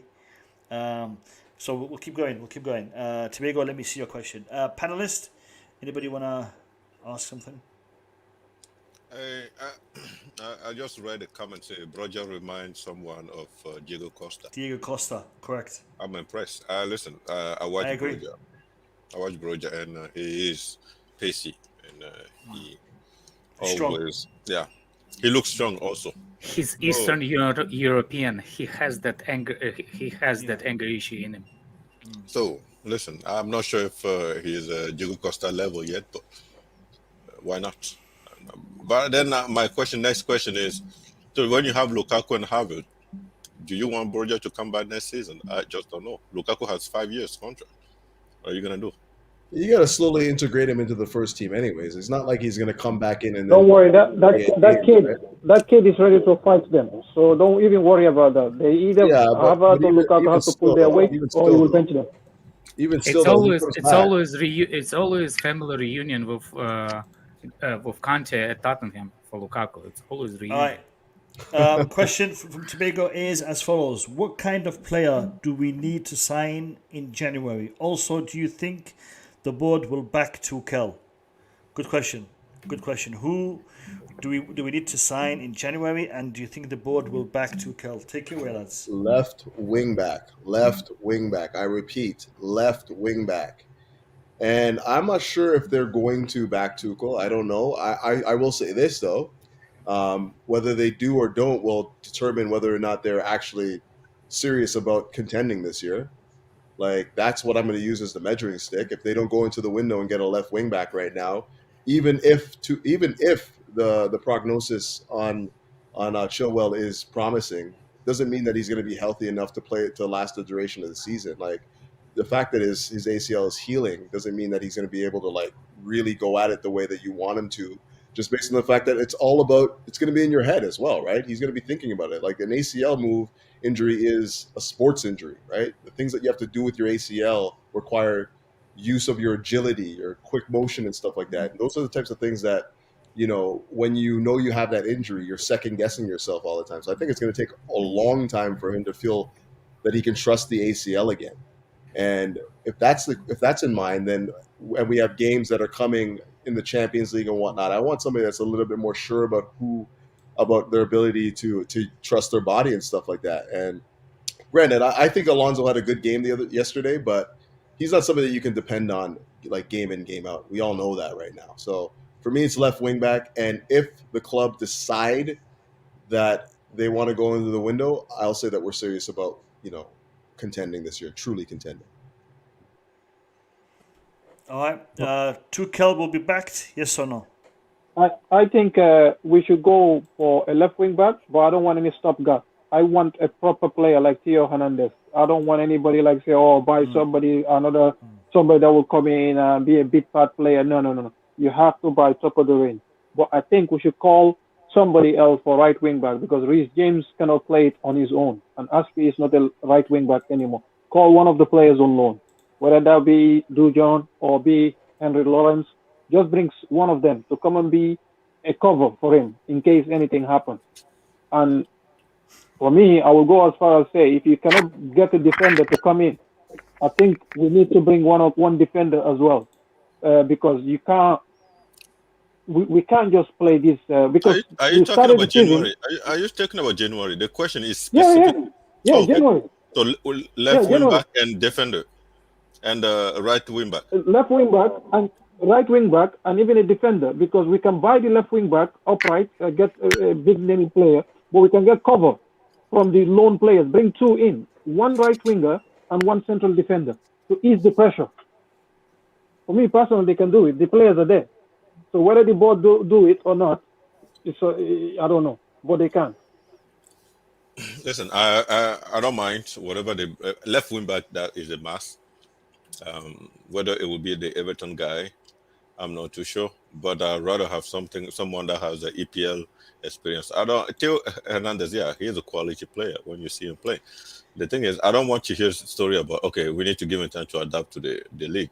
Chelsea, right now, in the position we are right now, we have no time to lose 2 game or 3 game because of a player that need to take his time to adapt to the league. So just Everton guy on loan is a good formula. And when it comes to Boogie, he has injury history. He never finished a year. Next question. Yeah, no, we addressed Luka Digne. Luka Digne does have injury issues, and I think Theo Hernandez is a player who will challenge Chilwell, while as Luka Digne will be a good upgrade on Marcos Alonso. So it's the levels. I think we need someone at a better level. Anyway, moving to the next question. The next question here from VDJ Wes. He's saying, should Harvey Vale start on Sunday? Should Harvey Vale start against Aston Villa on Sunday? No. Absolutely not. Come on, I love Cobham, but come on, no. I love Cobham so much. Let me just answer that one quick then. It's a definitely yes. He has to. The contrarian fact, folks. The contrarian fact. I'll just say this. I think that he's entered the thoughts of the manager. Instead of Lukaku, right? Instead of Lukaku, correct? Yeah, exactly. No, really. Lukaku has to come in and just prove what he is about. But Harvey Vale has done good, and I think he has to be in the team. And I'd put him on the bench. I'd definitely put him on the bench. Possibly on the bench. Instead of Barkley. I'll say this. He's entered the thoughts of the manager with that performance, but I think his next actual appearance will probably be in the FA Cup against Chesterfield. And then if he kicks on from there, you might be questioning whether or not he can actually get in the first team and, steal some minutes from somebody. But it's too, what did he get? Like 60, 70 minutes? It's too soon to have him back into the squad in a meaningful game where we have to win. Yeah, no, Premier League match. There's a lot at stake. All right, who we got? You know what? I'm not gonna have this. Kawasi, you've won. Kawasi, let me hear your question, because Kawasi's been waiting to ask a question, and this rigged system by StreamYard doesn't give Kawasi a win. Let me see how many times I have to do this before Kawasi wins. Let me see, because I've been waiting for Kawasi to win, and he hasn't won. Let me see. See, Tobago's always winning this. Tobago's always winning. I want to see, will Kawasi ever win? Let me see if Kawasi will ever win. No, he won't.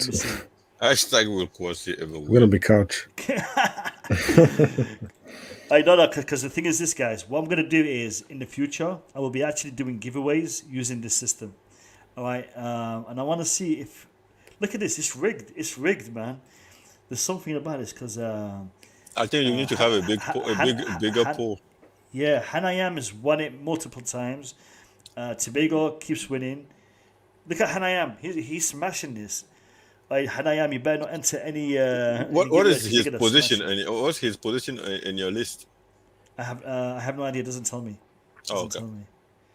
But he's winning every time. Gabriel's won it multiple times. Hanayam, Tobago... All right, Kawasi, put your question in the chat, mate. Kawasi, we're answering your question. I think you should be able to find his last question, right? He's always... Let me have a look. Let me have a look at Kawasi's last question, if I can see it. Kawasi, where is it? Because I remember he sent one. Mm-hmm.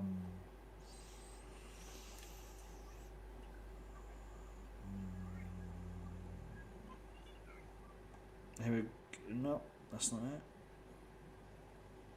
Okay, question here from Kawasi. Kawasi's asking, do you think we need to sign a player in January or bring back a player alone? So it's a different spin on a question we've already answered, but he's saying bring back a player alone rather than sign. What do you guys think? I think it's always difficult to get players in January, especially to fix any kind of issues we have. I think the most likely player we can sign in January would be Koundé because of how much he wants to leave. Maybe the club will be willing to reduce what they want for him. But I think it's more likely that we'll bring players back from loan, if that's possible, than signing somebody. Okay, I'm gonna go to his latest question because Kwasi literally just posted a question in the chat. Let's see the question. He says, "Will Hazard come back to Chelsea, and can Chelsea win the league or Champions League this season?" Kwasi, Yes, that's I have a three 20 pound on. Three questions in one. Three questions in one. I'll go first. Go on, I Alex. said yes. Go on, Alex. Hazard is coming. I put 20 pounds on it already. So if he's not coming, I'm losing 20 pounds. All right, Champions League and the league. Alex, can Chelsea win the league or Championship League more chances than the league? Yeah, this season. Yeah, it's for Chelsea. It's better. It's not easier, but it's more chances we can win the Championship League than because we're not the team yet. We're not the team yet.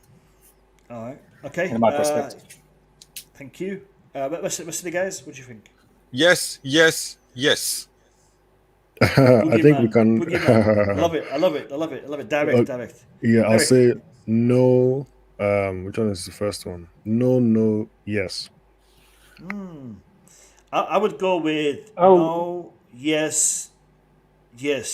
That would be an amazing season. Yeah, I'll go no, yes as well. Yeah. No, Brilliant. yes. Okay. Yeah, no, yes. No, yes.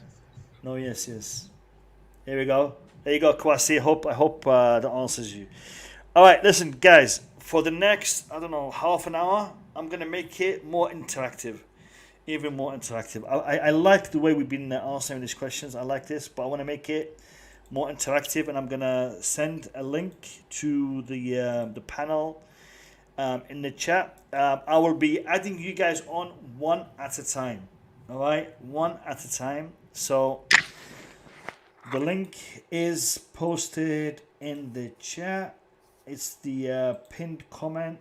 So click on that, and I will add you one at a time. You can come in, give us your thoughts and opinions about anything related to Chelsea, and we'll discuss it. We'll have a more interactive last half an hour, I guess, of the stream. So yeah, go on. Mo, can I ask this question to the panel? Yeah, go on. This year, Chelsea have they didn't spend they had like between 70 to 90 million that they didn't spend, which will go into next year's budget if they don't spend it this January. Okay. So would you rather them not spend it this January and add it to next year's budget, plus whichever players we sell, we will have over 200 million to spend, like what happened during one. Would you rather that happen? And if that happened, what would you think the club should do? Should they create like an environment where they don't spend the whole money, the whole sum back, in case some superstar is available for free transfer or whatever, like we used to do? Or should they just go and spend it all like we did after the transfer ban? I don't like the scatterbrain approach to that. Like, I think that what happened in the summer last year was just, we didn't have any vision. It just said, let's just buy this, buy that. And I would rather, because to be honest with you, I don't think that if we had the kitty, I don't think that we would spend it that way anyways. I don't think that we just splurge another 200 million. I think that we just buy one player to bring into the side. The difference is, I don't like when Chelsea buy 6-7 players and try and implement them all in one season, because it's a lot of work for the manager, number one. So if it comes down to me, I would just take that money in January, because we do have a legitimate chance right now competing in the Champions League and the Premier League. And if we buy correctly in January, which I'm kind of skeptical about when we think about what our scouting system's like right now, we could definitely be in the running to, run to win one of these titles. Summertime, anything can happen, and not only that, but the ability for other teams to also compete for players goes up immensely. So when you're talking about a player that's 50 million now, that player might be 70 million in the summer. So the money that you're saving is not necessarily going towards buying more players. It's just spending more on players, if you know what I mean. Yeah. But having said that, I gotta go. I gotta go pick up my kid. Love you guys. We'll talk soon. All right, Coach. Thank you very much. I have two guys here from Q. Is it Q? I have two guys in the panel from the chat. We have Q and I have Tobago. We'll start with Tobago. He came in first. So Tobago, welcome to the stream. Give me your thoughts, mate. Give me your thoughts. Hello, guys. How are you? Hello, my friend. How are you? I'm good. Good, Mr. Tobago. Yeah, I would like to ask something. If Chelsea doesn't give Rudiger a contract, which player should we sign to replace him? Okay. Can I go first? Yeah, guys. Didn't see that question coming at all today. No. Listen. It's a hot topic. So let's try to be precise in our answers and summarize the answers, because we can have a 5-hour stream just on this question. So let's try to give a summary answer. Go on, Eric. Yeah, I think it's difficult to replace Rudiger.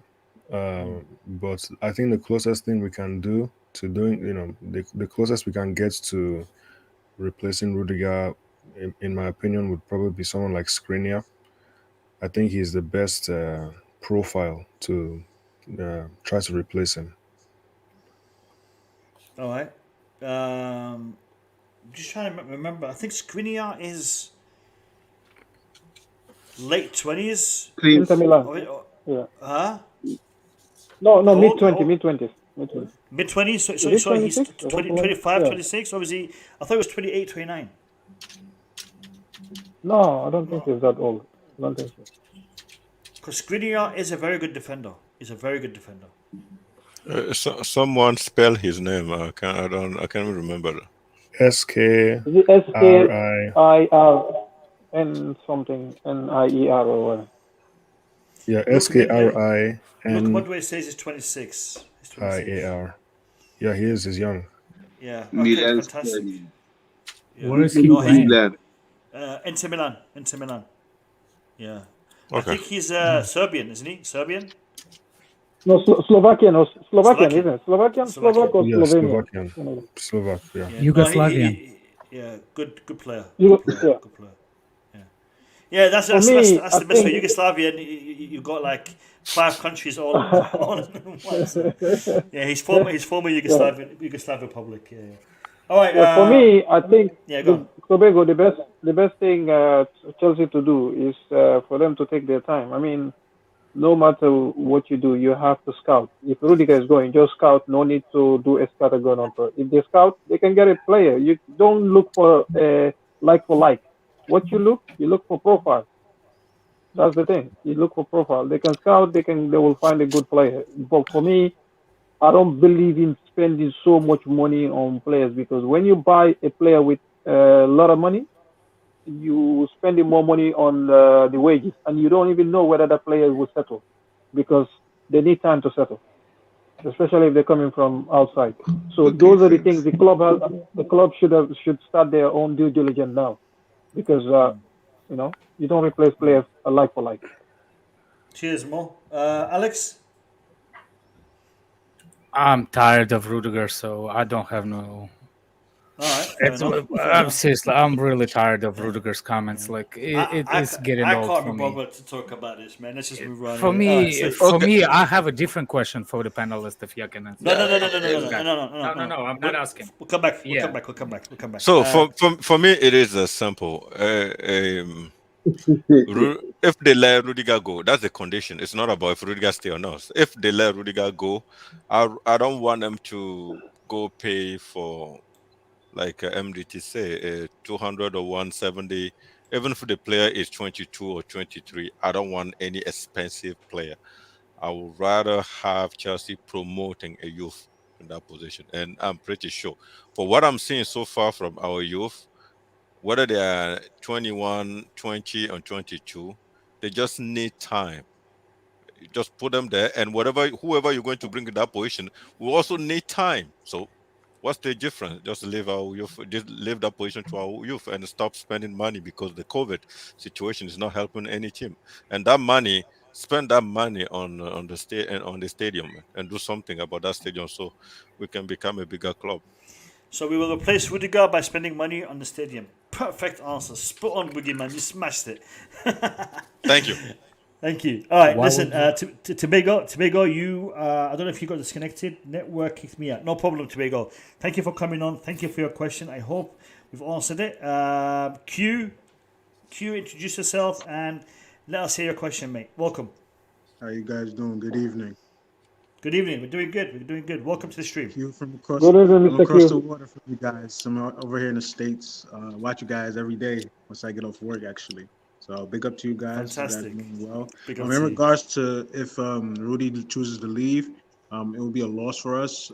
He can go, but whoever we promote, it should be. I agree with the Boogeyman, bringing somebody from the youth, or And my thing is, last night we witnessed something. If Christensen is also want to play with us and toy around with his contract signing, we're good because we have Chalobah. Chalobah can step right in that middle and take over if Christensen wants to play games, because we have no time.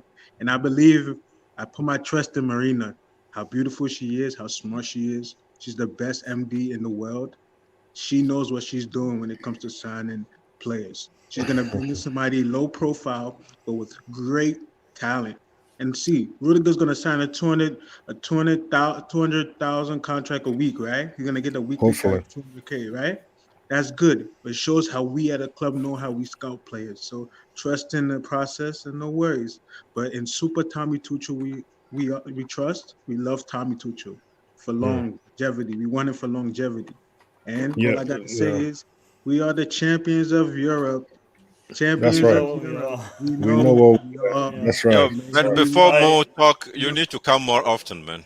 And we will trust and believe we will win the league. If we play like we played yesterday with hope and faith, we will win the league. No worries. And we'll carry the Champions League again. We know what we are. We know what we are. Champions of Europe. We know what we are. All right, Q, fantastic. Thank you for your comments. Before you go, I wanna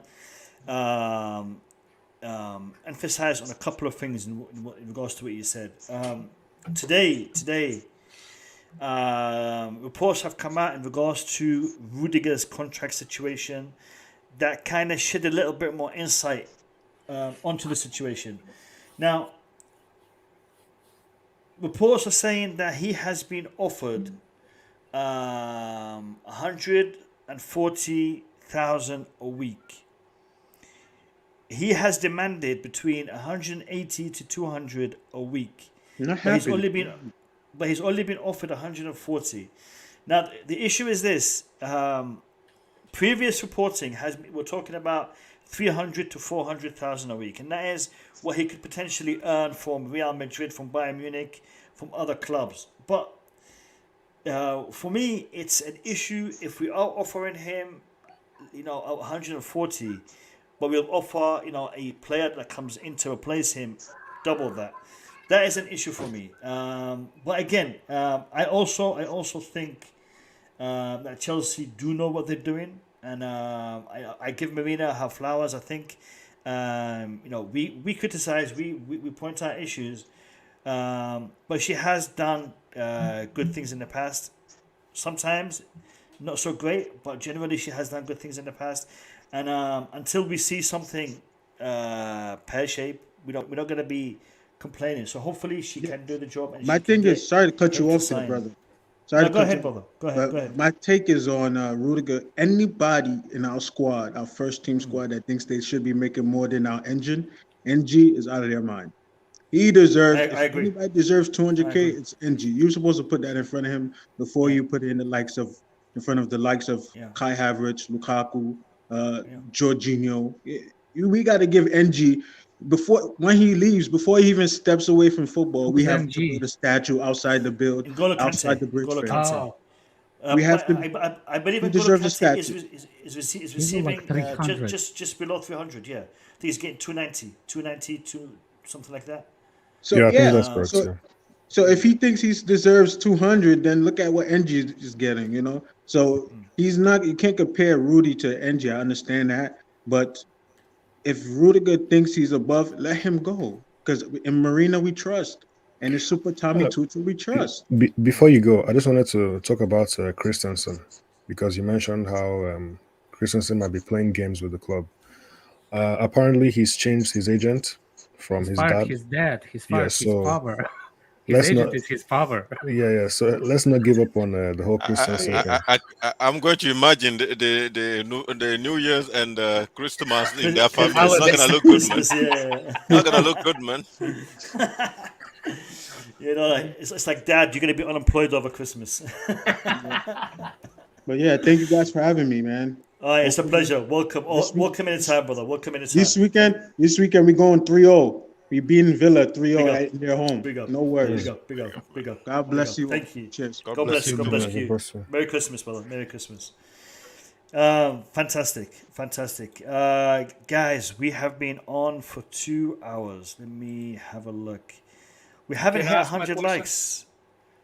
Can I ask my question? Guys in the chat, shall we let Alex ask his? No, I'm joking, Alex. Come on, go. Oh, go ahead. You gotta give it the time. When you joke, you gotta give it the time to soak up a little bit. Then say I'm joking. No, because my question is, for example, if two clubs going after one player in January, for one of our player in January, for example, what if PSG doesn't want to wait and fight Real Madrid in the summer for Rudiger, and so they decided to place the bid for Rudiger in January, let's say 30-40 million euros in January, 3 months before the window open. That's the only way, let's say, PSG can afford to beat Real Madrid. Otherwise, he will prefer Real Madrid. So my question is, would you let Rudiger go in January for, let's say, for a small fee now, or you gotta let him go for free and at the end of the season? I'll go first. Drop the question. Alex, for me, he can work out free. I don't care. Help us win. When you go, we say thank you very much because you didn't break your contract. But I would rather we win the Champions. He help us win one of the big trophies, because if we win those big trophies, no. He has to decide too. I mean, like if we sell him, he's agreeing. Oh yeah, you're right. It's not like he can say no. Right, he can say right, no. yeah, You know what I'm saying? So right. that's what I'm asking. I think for us to sell him, unless we're gonna get a substantial fee, I don't think it'll be a small thing to do for us, because he would definitely give us all he has until the very last game of the season. So for us to make that decision to sell him would be unwise unless we can get a substantial fee for him, which will go towards getting his replacement. But I think he should stay. And I think he wants to stay up until the very end of the season. It will be beneficial for both parties. Yeah, but can I think there's a part of the question that I didn't really. So you want Real Madrid and PSG to go onto a bid war, right? Right. Okay, so that's why you think maybe we may get 35 million. But why would Rudiger trying to help Chelsea to get money? No, what I'm saying, like if Rudiger go, he will still has the contract. Is just going to be 6 months earlier that he's going to make more than what he makes now. Oh, good. By the way, I was gonna tag you into Hold on, Alex. I just saw something, guys. I am literally 8 subscribers away from 8,800. 8 subscribers away from 8,800. The big 88. So if you're on the stream right now and you haven't subscribed, you could really do a big favor to the channel by subscribing right now, because literally I'm on 8,792. So 8 subscribers away to getting 8,800 subs. So if you're here, Come on, and you haven't let's get subscribed, this, man. Let's get let's this. do it. Let's do it. It'll be good. We've already smashed 100 likes, so thank you to everyone who has liked the stream. Let's get the that little milestone before the end of the stream. Alex, apologies for cutting you off, mate. Continue. I was gonna tell Boogeyman. Remember you were talking about the bonuses and stuff. Signing bonus, yeah. Yeah. Well, if you can find on Twitter, what's the guy's Chelsea guy that does all the news for Chelsea on that Twitter? Simon Phillips. No, how? I'll tag you. He says the Real Madrid willing to do it. Not it's like a bonuses things based on bonuses, which will make him 400k a week. Fabrizio Romano. No. The Chelsea one that the ones that does all the Chelsea news from Chelsea side. Just post it out in our. Just post it in our stream. I'll post it. Sure. Please. Sure.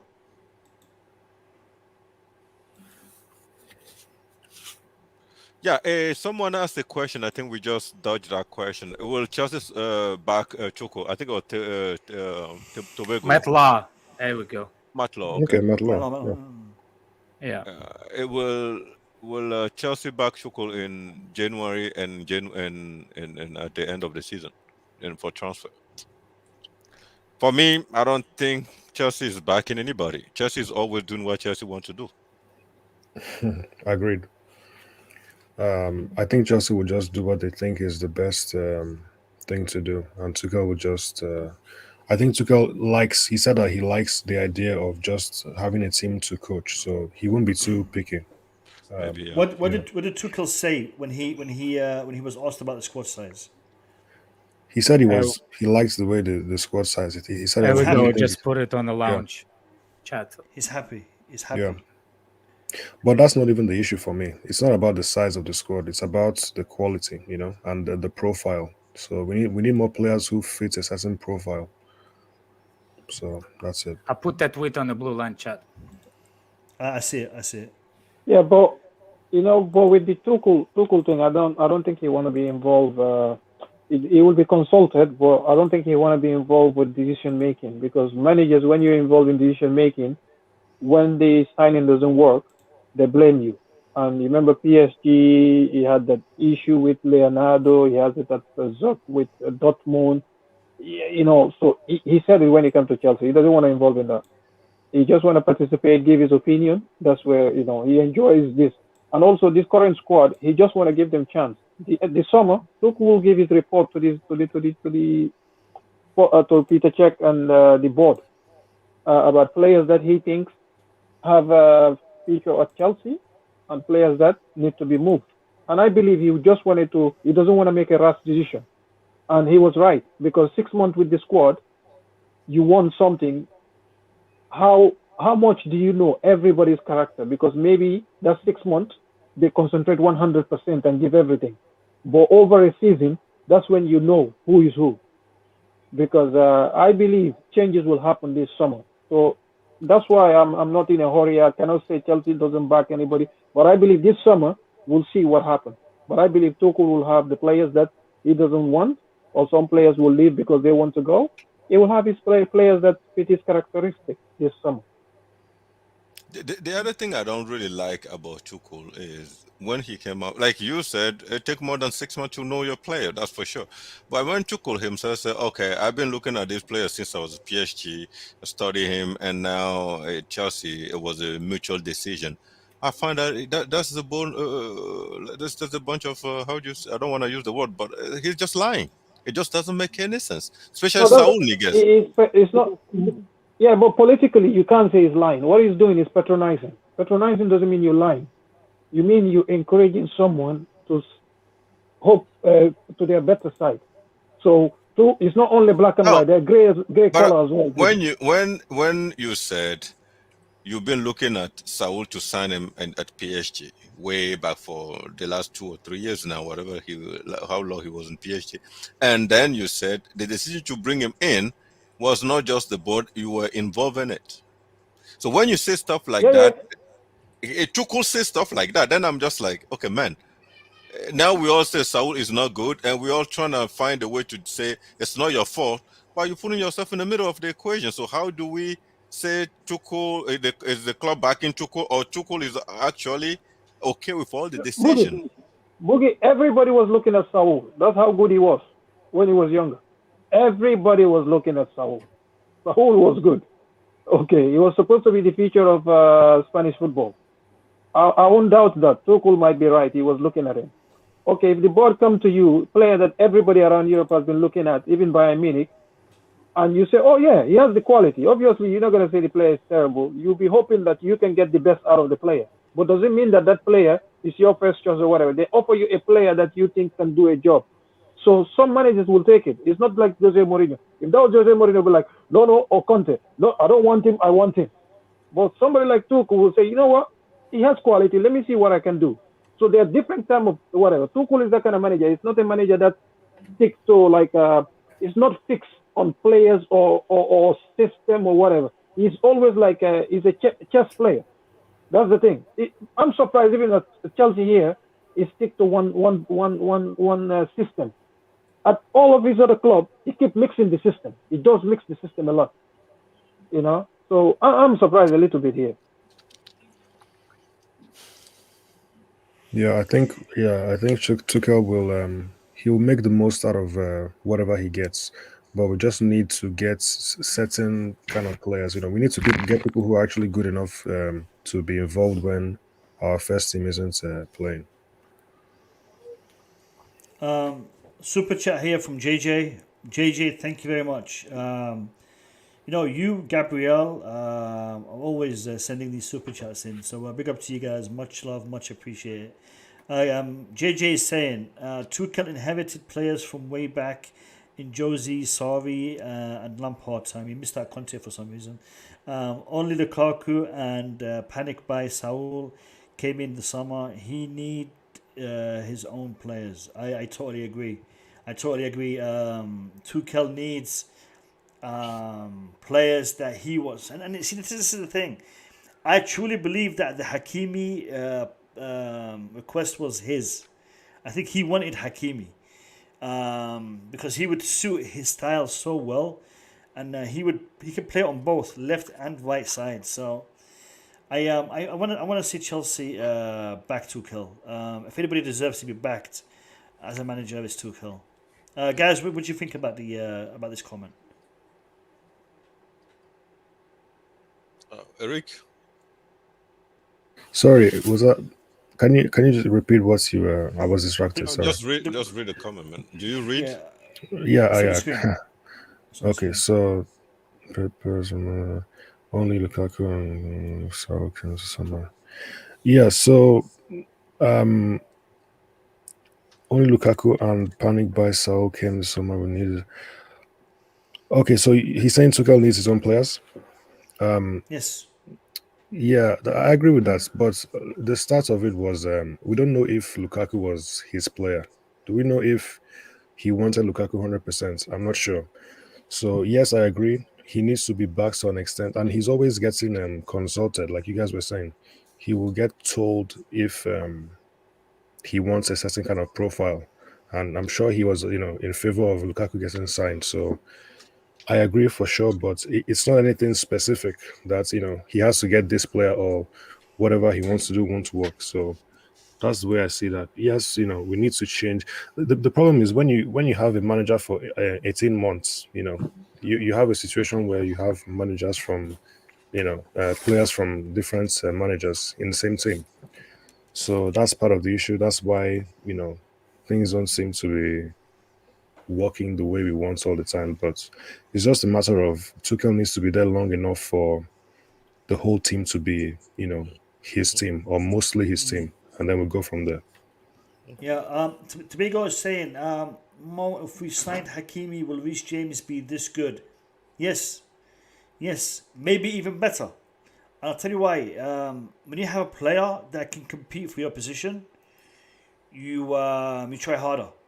And Hakimi would have been a good competition for both Chilwell and Reece James because he can play on either side. He'd also compete with the wingers because he can do that part as well. I think Hakimi would have been a fantastic squad player because he can play in multiple positions. He's one of those kind of players that Tuchel likes. So yeah. Anybody else wants to jump in on this? I was gonna say, Yeah, go on, Mo. Yeah, I was gonna say with this, Tuchel inherited from Conte, because I think Sarri only signed 2 players, isn't it? Kova and Jorginho. Kova was on loan because Kepa was the club because we didn't have a goalkeeper. Courtois decided to go, so Sarri only signed Jorginho. So this squad is not in the image of Sarri. Sarri brought in 1 player and Kova to change the structure. So you can easily say, Chelsea didn't back Sarri. But no, that's not the case. Chelsea work in 2 ways. People are mistaking this. The manager will come to the whatever and ask, I need this player or I need this profile. They don't name name. They name profile of players they like. So the scout will have 5 lists of players that fit that criteria. Okay, if it's a defender, if it's a wing back or whatever, those 5, the scout will make a list. So they will come to the coach. The coach will pick, put them in order, 1, 2, 3, 4. Then that's where the negotiations start. If it doesn't fit our budget, if we cannot pay for the first one, which if we don't have the money, we can't do it. That's the thing fans don't understand. Okay, that might be the manager's first choice, but we don't have the money. Okay, then we'll go to the second. If we can't negotiate, if we don't have the money for the second choice as well. We don't have the money. But like people like Jose Mourinho, if you end up getting them the second or third choice, or Conte, you get them the second or third choice, they kick off. Tuchel is not like that. He will work with whatever you give him. He just have his list of 5.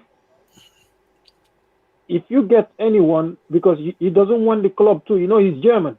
He doesn't want, they don't believe in spending so much money like other people. They might if they don't have a choice. But remember, even Klopp, when he came to Liverpool, he was hypocritical. No, it's too expensive. He said, boy, then he spent on Van Dijk or whatever. But they're very stingy when it comes to, they don't believe that player is worth certain things. So if Tuchel and Chelsea, they work together. So Chelsea, that's not, when it comes to young prospect, that's where Chelsea buy the prospect for the manager to fit into a system. When it comes to they do support the manager. They give the manager 2 or 3 important players. Like if Tuchel comes to Chelsea and said, I need this, whatever, he has to fit within the budget. That's the thing. Chelsea don't have unlimited fund. People forgot that. So we have to look. Sometimes the first choice is too expensive. We can't afford it. That's the reason. Sorry, guys. Alex, want you to say something? Sorry. Yeah, I wanted to say something. I think, Mo, you keep forgetting. Let it go with that guy from PSG. He didn't want to come to Chelsea. No. We tried to get him. The club wanted to get him. His wife apparently had a soap opera that she was shooting in Paris, and he didn't want to play for the champions because he had issues. It wasn't our fault that we didn't sign him, but I'm saying it's he did have a target. Tuchel wanted him, so Tuchel does have a set requirement for players, but he's not always going to get what he wants because of he likes the players. He likes the players that play in multiple positions. Exactly. Yeah. That's why Jorginho. I think it's a problem for him because he cannot put Jorginho anywhere else. Yeah. Can I say something about the comments? Yeah. Go on. Yeah. My problem with this is I just think Tuchel won a Champions League with this team. So anybody saying that this is not Tuchel team, I find it just, nonsense to me. Because either you are a good player or you're not a good player. Are you a good player? Yeah. And Tuchel, we keep saying Tuchel like player that can play different position or that can fit different system. And this group of players we have, I mean, I'm pretty sure if I say you go by names, they're all really, really good. But I mean, you take Saul and Barkley out of that equation. But if you go step by step, they're all top players. So at the end of the day, Tuchel already make this team his. That's his team already, because we're playing his system, and they just work perfect. He won the Champions League with them, and we are in top 4 with the same thing, and we're still in all the cups. So for me, whatever Tuchel want to add to it, he can. But this team is his team, and it's Chelsea team first. It's no manager team. Like even Sarri, we just know we didn't back Sarri that much, anyways. So Tuchel has to buy his own player. I just don't like that way of talking. I know two managers that act that way, Mourinho and Conte. They're just crazy people. We don't want those people anymore. But I think Tuchel, that's already Tuchel team. He's happy with them. He kept saying the same thing over and over and over. So there is no point of suggesting, Tuchel has to have his own player. He already have them. He may need 1 or 2 to make his team properly, but actually he already have his own team. Yeah, there's always room for improvements. That's the main thing. So yes, you can't even say it's his team or it's not his team, because like MDC was saying, like we've all been saying, Tuchel doesn't have a style specifically. He's very adaptable. So what he did at PSG is very different to what he did at Dortmund, and it's very different to what he's doing with Chelsea. So, his team would be, a slightly improved version of what we're doing now. So the players who can fit what we're doing slightly better than what we have. And that's it. Do you guys agree that Lampard got the best backing? No. I don't agree with that. I think Mourinho. on paper, Mourinho got the best backing. On paper, it looks like Lampard did, but a lot of the players he didn't want, they didn't really fit what he wanted to do. So it's easy to say because of the money we spent, but I don't think he got the best. I think he was how do you put it? I think he was thrown into the fire with the team we had. He was set up to fail in the second season, in my opinion. The question is, in theory, Mourinho, when he was coming to Chelsea have one of the best squad in Europe, and also they even Petr Cech was bought already. Ian Rubin was bought. Damien Duff was already bought. They were all coming. Mourinho still had Ricardo Carvalho, Paulo Ferreira, Thiago. Remember Thiago, the Portuguese guy, Thiago, and also who else? Brought in Didier Drogba and Matthias Kezman. Mourinho 5 signings. Essien also was brought in. Essien is the second season. Second season he has Essien, Sean Wright Phillips. Those were all Mourinho signings. Mourinho was one of the best back managers. And then when he came the second time as well. Not Jawara. The French guy that played Jara. Yeah. And you remember, I said Del Hono, the left back from Atletico Bilbao. Okay, people forgot, Mourinho was back. First 2 seasons, they bought in specifically like 5 players each time. And then the third season, what did he do? The players that he bought, he wanted to get rid of them. He wanted the club to get rid of them and bring more new players. That's where the problem starts now. And also his second time when he came as well, what happened? He was back. He sold all the prospects and bring his own team. So Mourinho was back more than Lampard. Let's be honest. Okay, the second spell was Costa and Fabregas. That's it, right? We only brought those 2 in the second spell. 2014. No, third person. Sorry guys, William. JJ is saying recently, out of the last 3 managers. So I'm guessing from Conte, Lampard, and Tuchel, Lampard was being backed the most, I think. Yeah, maybe. I give him that because sorry, go ahead. No, you guys are mistaken. Conte spent 180 million. Lampard spent 200 million, but Conte spent 180 million. So go and check. On so people think he wasn't back. The money wasn't spent properly, but Chelsea did spend money. So sometimes Chelsea fans they forgot things, because when Yeah, a but player don't work, yeah, but you say you 200 thought it and was free. 180. 200 and 180. Are you telling me 180 is more than 200? Inflation, No, Boogie, inflation. 180. Then, if you check inflation, come on, Boogie, it's more. When Just give me Conte the was numbers, back, man. Conte was back. Yeah, Conte was back. Chelsea fans, because of the signing didn't work, doesn't mean that the manager wasn't back. Go and check. Conte was back. So Conte just wants more. I'll make this clear. Lampard's status as a coach, he's not Conte level of coaching. So if we spend 180 on Conte, Lampard 200 million, I think in theory Lampard has more backup. As I just think I don't think he It's has easy to proven say. anything yet. So go ahead. That's Sorry. the point. That's the point what I was going to say. Because for me, the players bought for Lampard. I think Lampard was already on his way out. The club were just waiting to sack him as the sooner, the closest opportunity they got. That's the way I say it. So they weren't necessarily bought for Lampard. They were bought for whoever comes after him. That's my honest opinion. It's possible, yeah. All right. JJ, thank you for your super chats, mate. Much appreciated. Lads, we've got Christmas Eve, Christmas Day, and then we've got Boxing Day. On Christmas Day, we will be doing our match preview for the game against Aston Villa. Christmas. Or we can do it on Christmas Eve. Are you guys available on Christmas Day? What's your schedule, guys? I'm available. I'm available. I don't. Really, I don't think. Probably not for me. I don't. I'm invited. I'm invited a lot of places, but I'm not going because of COVID. Because normally I hang with my friends. I hang with a lot of my friends, and quite a high percentage of them I went to university with. They're Nigerian and they're Christian, so we normally spend Christmas together when I'm around. But this year I'm staying home. COVID, I'm staying home.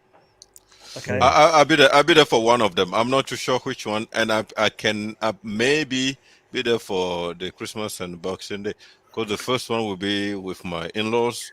So I'm not sure how am I going to be sitting, because if I put up my phone to stream, they're going to be like, "Yo, come on, take a break today," But I'm not sure yet.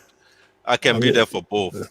Yeah, I'm not sure. You're aware. I'm sure. I know you're not African more, but I know you're aware of how certain preparations happen before. There's a lot of things that go into it. So yeah. That's why MDT sent his family to Africa. Oh, he doesn't have to give any gift. Man is smart. No. The thing is, for me, Christmas. That's mean, man. I envy you, man. I celebrate it in a different way. I normally spend time with the family, but this year, because of COVID, because of the logistical situation that I'm in right now, I'm literally going to be spending it alone. So I'm spending Christmas all by myself. No, you'll be by yourself. We'll keep you company. That's why I was hoping my Blue Lounge family will be around. So if you guys can make it, we'll try to do something, because the thing is, Boxing Day is the day we're playing the game. That's Sunday. Saturday is Christmas Day. I'm thinking we'll stream. We could do the preview on Christmas Day or tomorrow on Christmas Eve, and we can have a break on Christmas Day. What's better for you guys, to do it tomorrow or the day after? The preview for Aston Villa. I think tomorrow is for me personally. Tomorrow's better. Yeah. Do we know if the presser is going to happen tomorrow or on Christmas Day?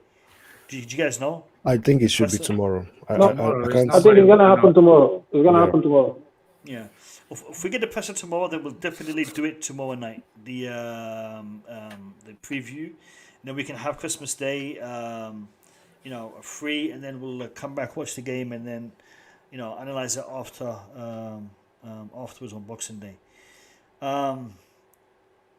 It's going to be a hectic couple of days for everyone. who's going to be spending it with their families and their loved ones, big up to you. And I want to wish you a Merry Christmas. I want to wish you a time that is joyful, a time that is peaceful, a time that is well spent. For those of you who currently have issues with your family, this is the time to resolve those issues. Pick up the phone and just phone them.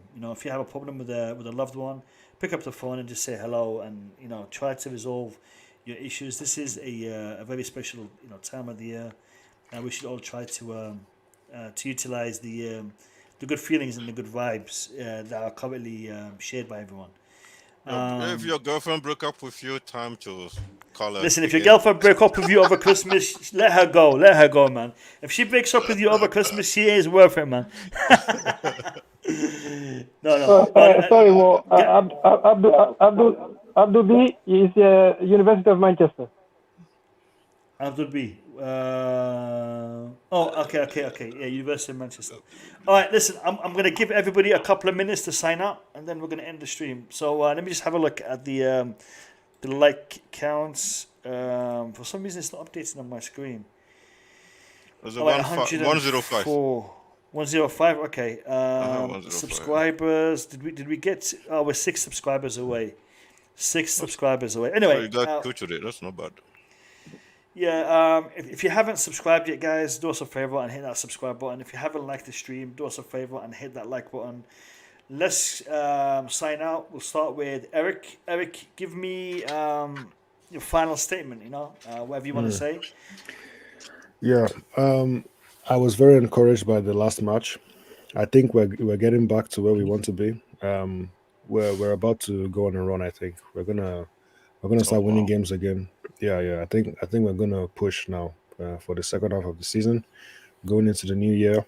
The title race is still on. Yes, I know I don't think we'll win it, but the title race is still on. I believe that 2 points is not too much. Yes, City have won 8 games in a row, but they will drop points. I have no doubts about that. So we just need to capitalize, and we need to get the points ourselves. So I'm not worried about that. Looking forward to the rest of the year, whatever it brings. I want to wish everybody a Merry Christmas. It should be good. It should be an interesting time. Last Christmas wasn't great in terms of the football. It was a little bit depressing, but hopefully, things turn around this time, and we're looking up, and I'm not worried anymore. Well, I'm not as worried as I used to be, about the rest of the season. So that's a huge one. And thanks for having me, and look forward to the next stream. Brilliant. Eric, stick around because I want everyone on the panel to wait because I want to discuss a few issues with you after the stream. So don't disconnect when the stream ends. I want to we'll have like a 10-minute chat in the backstage. Thank you, Eric. Much love. MDT, final thoughts. Yeah, for me, to be honest, it's just getting the injured players back and the front players, especially Lukaku, to start scoring. That's all I want from him. I don't care about what he do or whatever. All I want him to do, hit the ball at the back of the onion bag. But I'm very, very happy with the way Kante has come back. And Kova, it looked promising. Okay, I'm not expecting him to be 100% because obviously he doesn't look fit. But even him giving me 50%, that's what we need. And Jorginho, I know he's not 100%, but even him at 50%, we need him. The whole team looks different when they come on, which is wonderful to see. You see, health is the most important thing when on a team. We have a very good team if we're healthy. So I don't understand all the panic or whatever. Even whatever, I'm confident. Even if we don't win the title, I believe that we can give Man City and Liverpool run for their money. And for me, just have our healthy players. And the forward players, I'm happy with Mount scoring. So I just want Lukaku to start scoring. And the rest, we just have to keep it moving and, look at the team when they're healthy. And I believe we have a first 11, first even 15 players.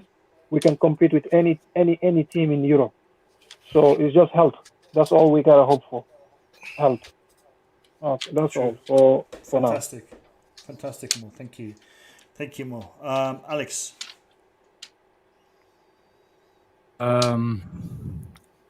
Merry Christmas. Hope we nailed too, man. Hope we nailed Gerard. Hope we slip him again. That's all it is. Hope everybody has a good holidays. I'm already on vacation. I'm leaving next week, so sweet. I'm going up in the mountains. Thank you, Alex. Yeah, no, we're hoping another slip by. I hope we have an internet because if that, I ain't missing no Liverpool versus Chelsea game. I'll drive hours. Aston Villa. No. Aston Villa is. I'm still home. Liverpool is the one that I'm gonna be away. All right. Okay. Over the New Year's, yeah. No translation, eh? Cheers, Alex. Boogie, final words. Yo, Merry Christmas, and whoever I don't see, Happy New Year, man. There's no more to say. I heard MDT, Alex, and Eric, and there's no much to say. They've seen. Do you need all of us to stay backstage or no? We'll be for 5 minutes. I've just got a couple of things I want to say. That's fine. It's no more than 5 minutes. Yeah. All right, guys. Everybody in the chat, thank you for being here. Thank you for taking time to join us tonight. It's been a good, fun Q&A. We will see you all tomorrow. Have a good night. Take care and peace.